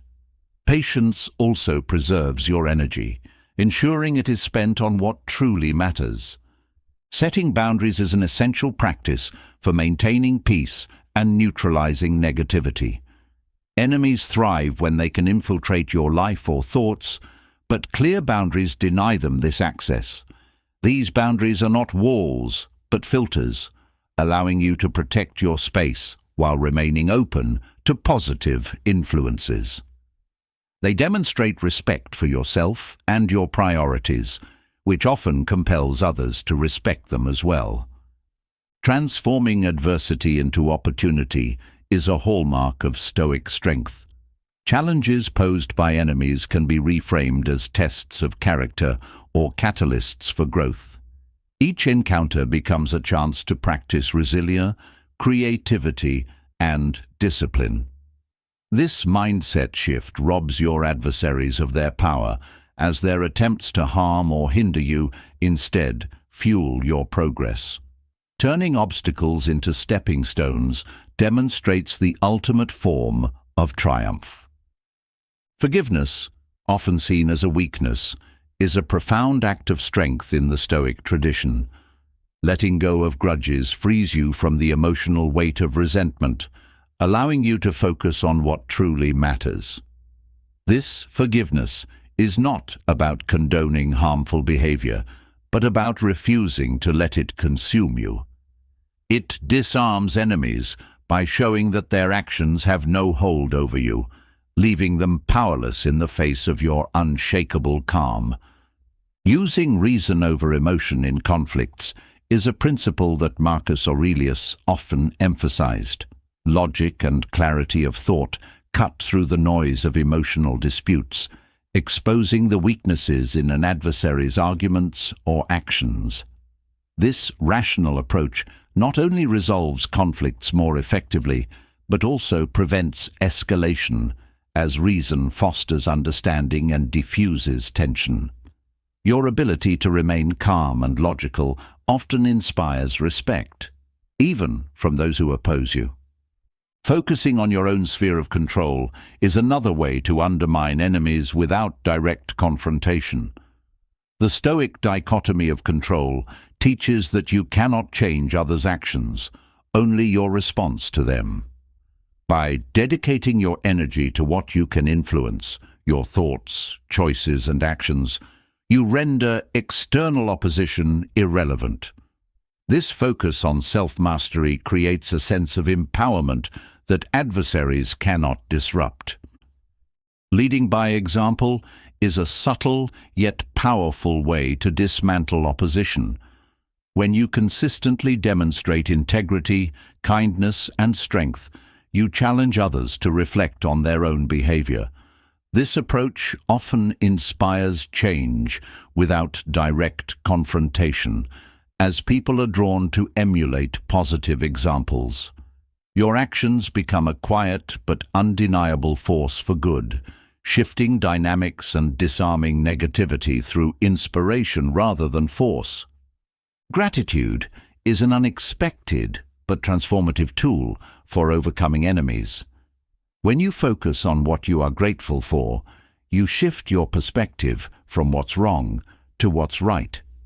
This positive outlook diminishes the significance of conflicts, placing them in a broader context of abundance and possibility. Gratitude also fosters resilience, as it reminds you of the resources and support you have, reducing the impact of external challenges. Detachment from outcomes is a Stoic practice that ensures lasting peace. When you release the need to win or control every situation, you free yourself from the stress and pressure of conflict. This detachment allows you to act with clarity and purpose without being swayed by the fear of loss or the desire for victory. In doing so, you maintain your composure and integrity, often outlasting and outmaneuvering those who seek to oppose you. By applying these Stoic principles, you can navigate conflicts with wisdom, grace, and strength. You don't need to fight to win. Your actions, mindset, and virtues speak louder than any confrontation. Through patience, understanding, and unwavering focus on your values, you transform adversity into an opportunity for growth and demonstrate the true power of Stoic philosophy. Handling conflict without confrontation shows the power of discipline and wisdom, but sometimes the challenge isn't about defeating an enemy. It's about navigating interactions with people who consistently disregard your boundaries, opinions, or presence. Stoicism offers profound insights on addressing disrespect without losing your composure or sacrificing your values. Learning to respond with strength and clarity rather than reacting impulsively not only preserves your peace, but also elevates your position in such situations. Disrespect often stems from others' insecurities or misunderstandings, not from something inherently lacking within you. Recognizing this can be the first step in neutralizing its impact. When someone dismisses or undermines you, the instinctive response might be defensiveness or anger, but reacting emotionally only validates their behavior. Instead, practice detachment. By refusing to let their actions disturb your inner equilibrium, you reclaim your power. You are not responsible for their behavior, but you are in control of how much influence their words or actions have over your state of mind. Maintaining calm in the face of disrespect is an act of strength that often disarms the other person. When you remain composed, it sends a clear message that their attempts to provoke you have failed. This calmness is not about ignoring the situation, but about responding in a way that upholds your dignity. It prevents escalation and creates an environment where the focus shifts from the personal to the rational. By staying level-headed, you show others that you're not easily shaken and that you respect yourself enough to rise above pettiness. Respect is earned, not demanded, and one way to gain respect from others is to consistently demonstrate self-respect. When you set boundaries and enforce them firmly yet respectfully, you teach people how to treat you. Clear boundaries are a reflection of your values and priorities, and by upholding them, you send the message that you value your time, energy, and presence. This firmness often forces others to reconsider their behavior, as they realize that disrespect will not grant them access to your attention or approval. Silence can be a powerful tool when dealing with disrespect. Not every slight or insult warrants a response. Sometimes the most effective reply is no reply at all. This refusal to engage not only saves your energy, but also denies the disrespectful person the reaction they may be seeking. Silence conveys strength, as it shows that you do not feel the need to justify yourself or retaliate. It's a way of maintaining control over the situation without being drawn into unnecessary conflict. Empathy is an unexpected yet effective way to handle disrespect. While it may seem counterintuitive, seeking to understand the root of someone's behavior can provide insights that help diffuse tension. Often people act out of pain, frustration, or a lack of self-awareness. By approaching the situation with curiosity rather than judgment, you shift the dynamic from confrontation to understanding. This does not mean excusing their behavior, but it allows you to respond with wisdom rather than impulsiveness, often diffusing their negativity in the process. Choosing to lead by example can also transform how others treat you. When you consistently demonstrate respect, kindness, and integrity, you set a standard for behavior that others are often compelled to match. This approach doesn't always yield immediate results, but over time, it can shift the dynamic in your relationships. Leading with respect creates an environment where disrespect becomes an anomaly, making it harder for others to justify or sustain negative behavior. Disrespect can sometimes be an opportunity to practice assertiveness. Addressing the behavior directly, but without hostility, can clarify misunderstandings and establish expectations. This approach requires confidence and tact. For example, calmly stating, "I feel disrespected when," focuses on your feelings rather than accusing the other person. It opens the door for dialogue rather than defensiveness, making it more likely for the issue to be resolved constructively. Detachment from the need for validation is another critical Stoic principle in handling disrespect. When your sense of self-worth is tied to others' opinions, disrespect becomes deeply personal. By grounding your value in your own principles and achievements, you become less affected by external judgments.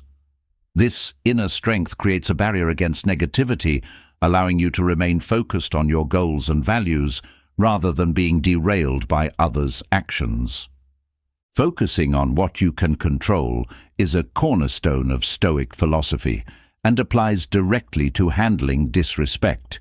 You cannot change others' behavior, but you can control your reactions, choices, and mindset. By channeling your energy into what you can influence, your responses, boundaries, and personal growth, you shift the power dynamic. This focus on self-mastery not only neutralizes the impact of disrespect, but also empowers you to rise above it. Walking away from toxic situations or individuals is sometimes the most powerful response to disrespect. Choosing to remove yourself from an environment where you are not valued is an act of self-respect and courage. It's not about avoiding confrontation, but about prioritizing your well-being and surrounding yourself with people who uplift and inspire you. Walking away creates space for positive relationships and opportunities, reinforcing the message that you will not tolerate disrespect in your life. Ultimately, how you handle disrespect reflects your character and values more than the other person's behavior. Each response is an opportunity to demonstrate self-control, wisdom, and resilience. By embodying these principles, you not only neutralize negativity, but also inspire respect and admiration from those around you.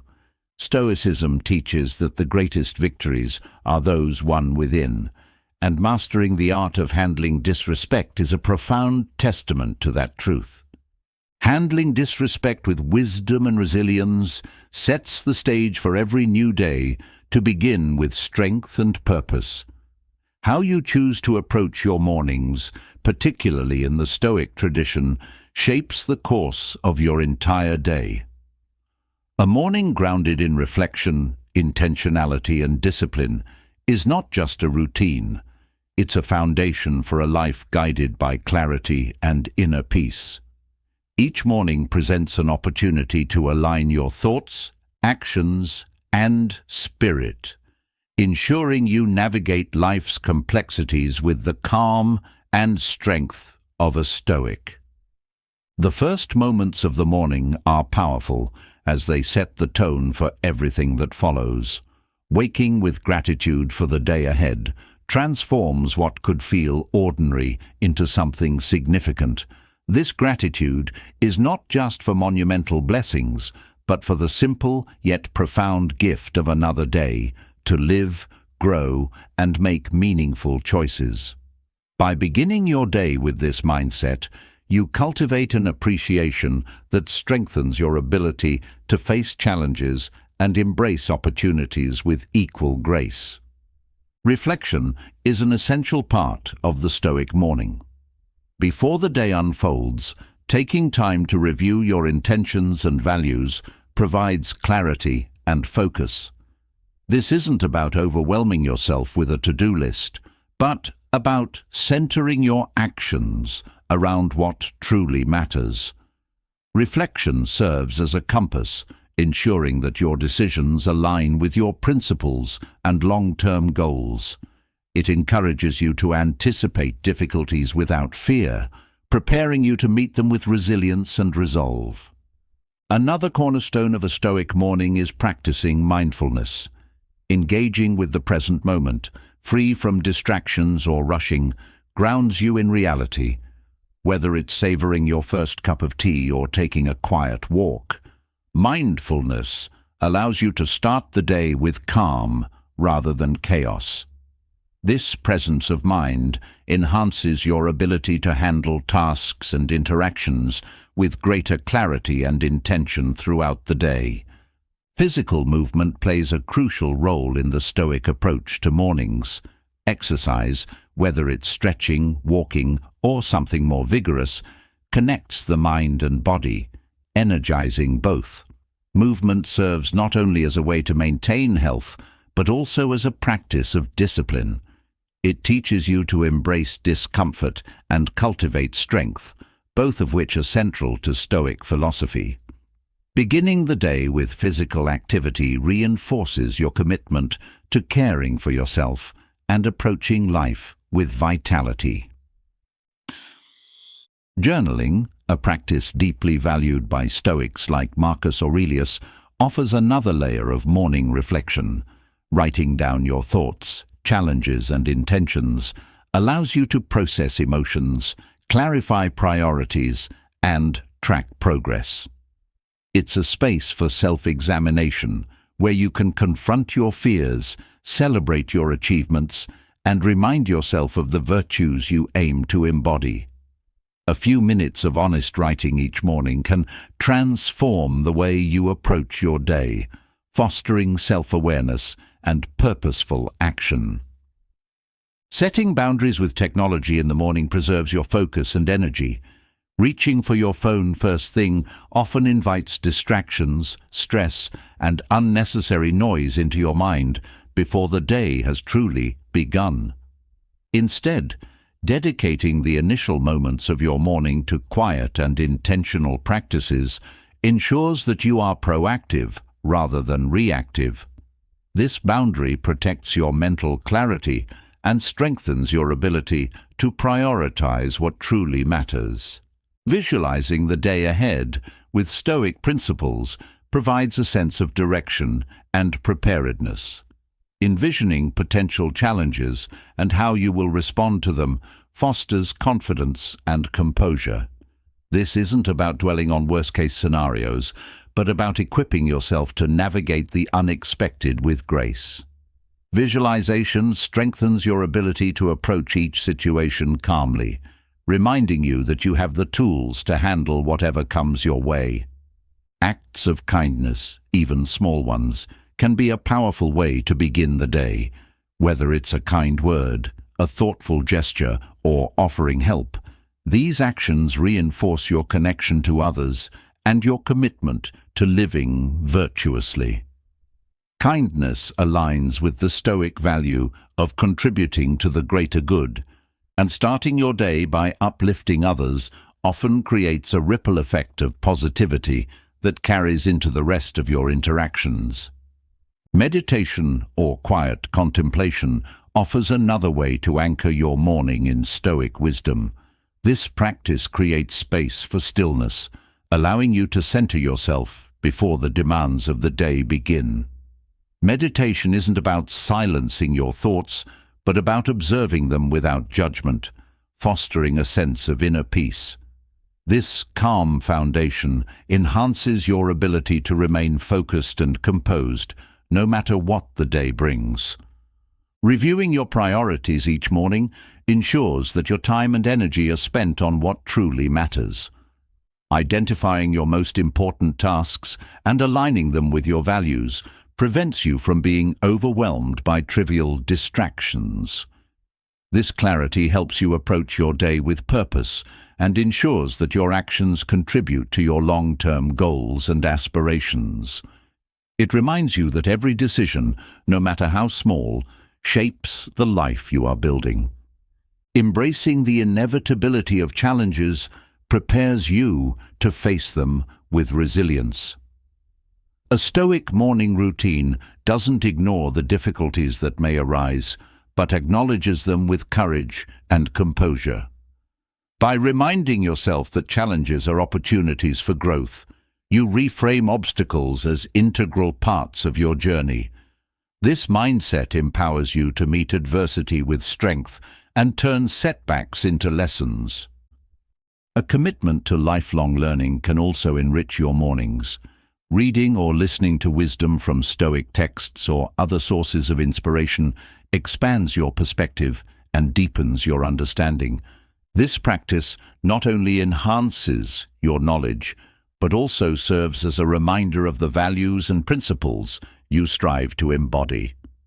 Engaging with ideas that challenge and inspire you reinforces your commitment to growth and self-improvement. Fostering gratitude, reflection, mindfulness, and movement in your mornings creates a balanced and intentional start to the day.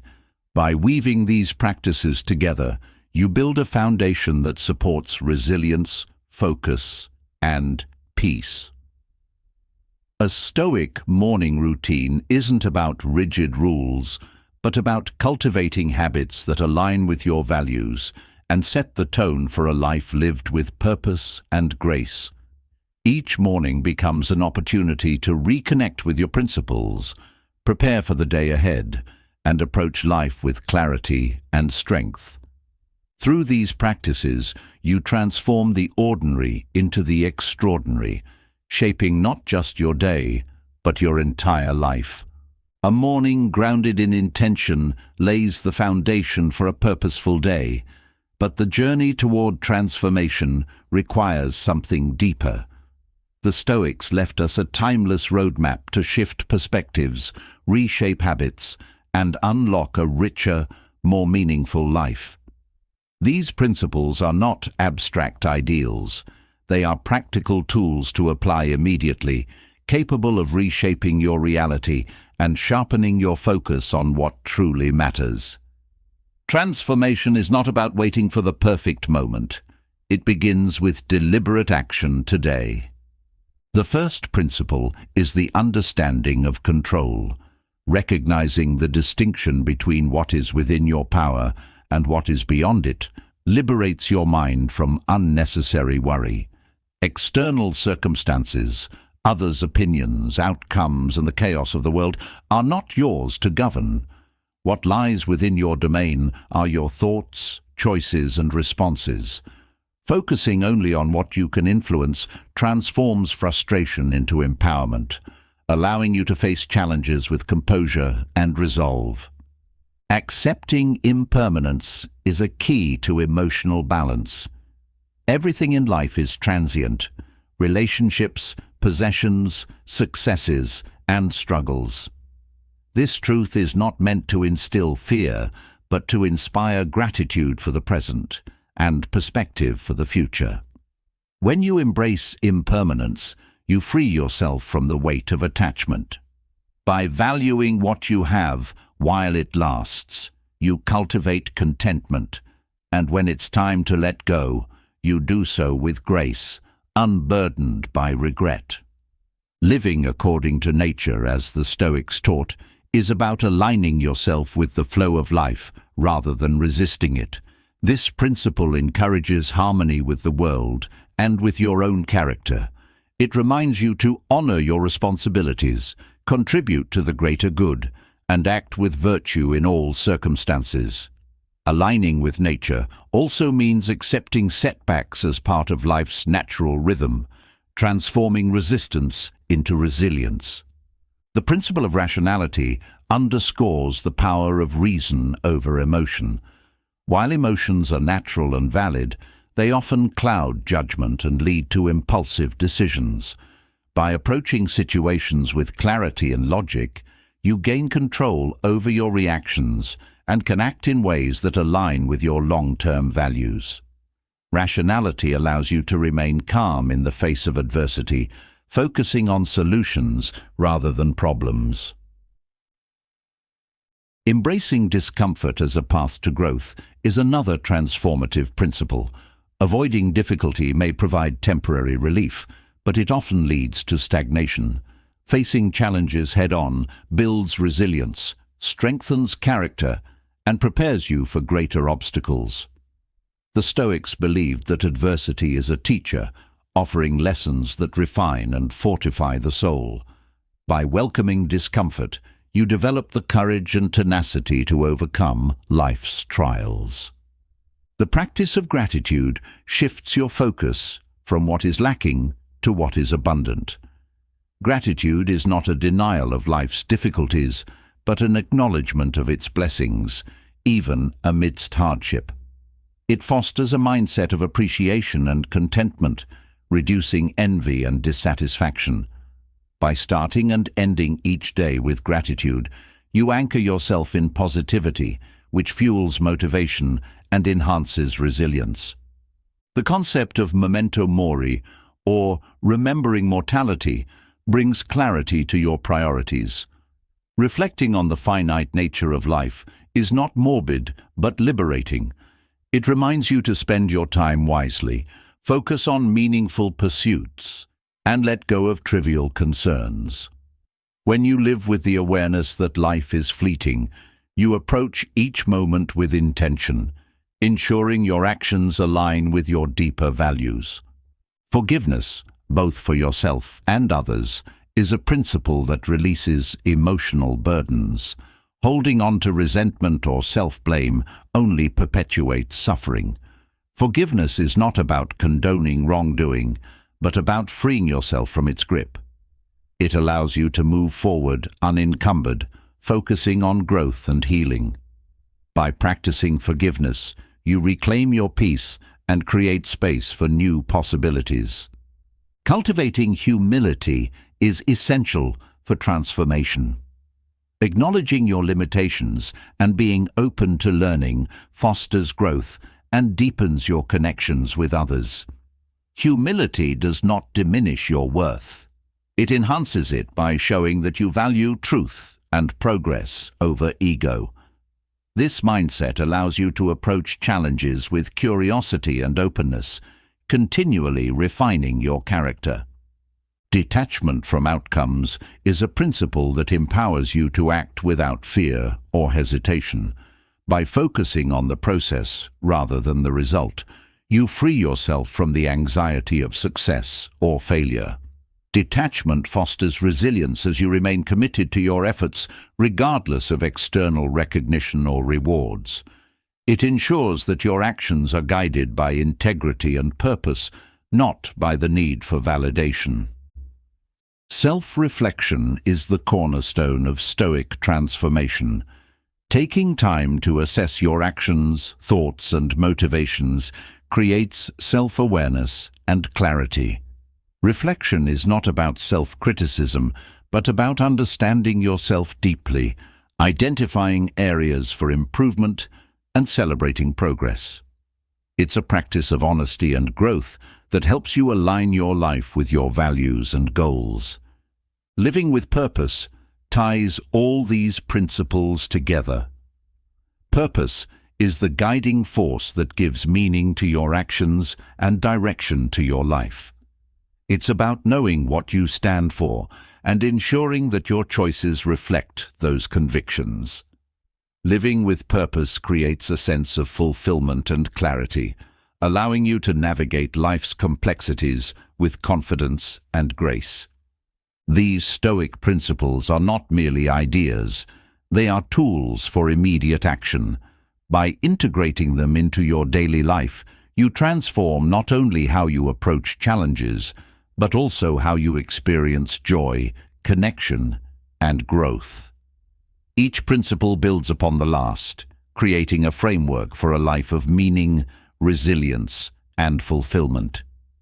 Transformation begins the moment you decide to live with intention, guided by the wisdom of the Stoics. As you step into 2025, the choice to release these habits is not just about giving something up. It's about gaining clarity, focus, and purpose. Each habit you leave behind clears space for growth, fulfillment, and alignment with your highest values. Let go of excessive comfort and embrace the challenges that mold resilience. Trade complaints for solutions, judgment for understanding, and control for the freedom that comes with surrender. Allow yourself the power of progress over perfection, the calm of detachment, and the fulfillment of living with intention. Every step you take toward transformation is a step closer to a life of meaning and mastery. The year ahead is waiting to be defined by the decisions you make today. Share in the comments. Which habit are you most ready to let go of? What first step will you take to make 2025 your best year yet? Let's start a conversation and inspire each other to rise to our greatest potential. And if this journey resonates with you, don't forget to hit the subscribe button and join our growing community. Together, we'll continue exploring Stoic wisdom and practical strategies to build the life we're meant to live. Here's to a year of transformation. Let's make it count.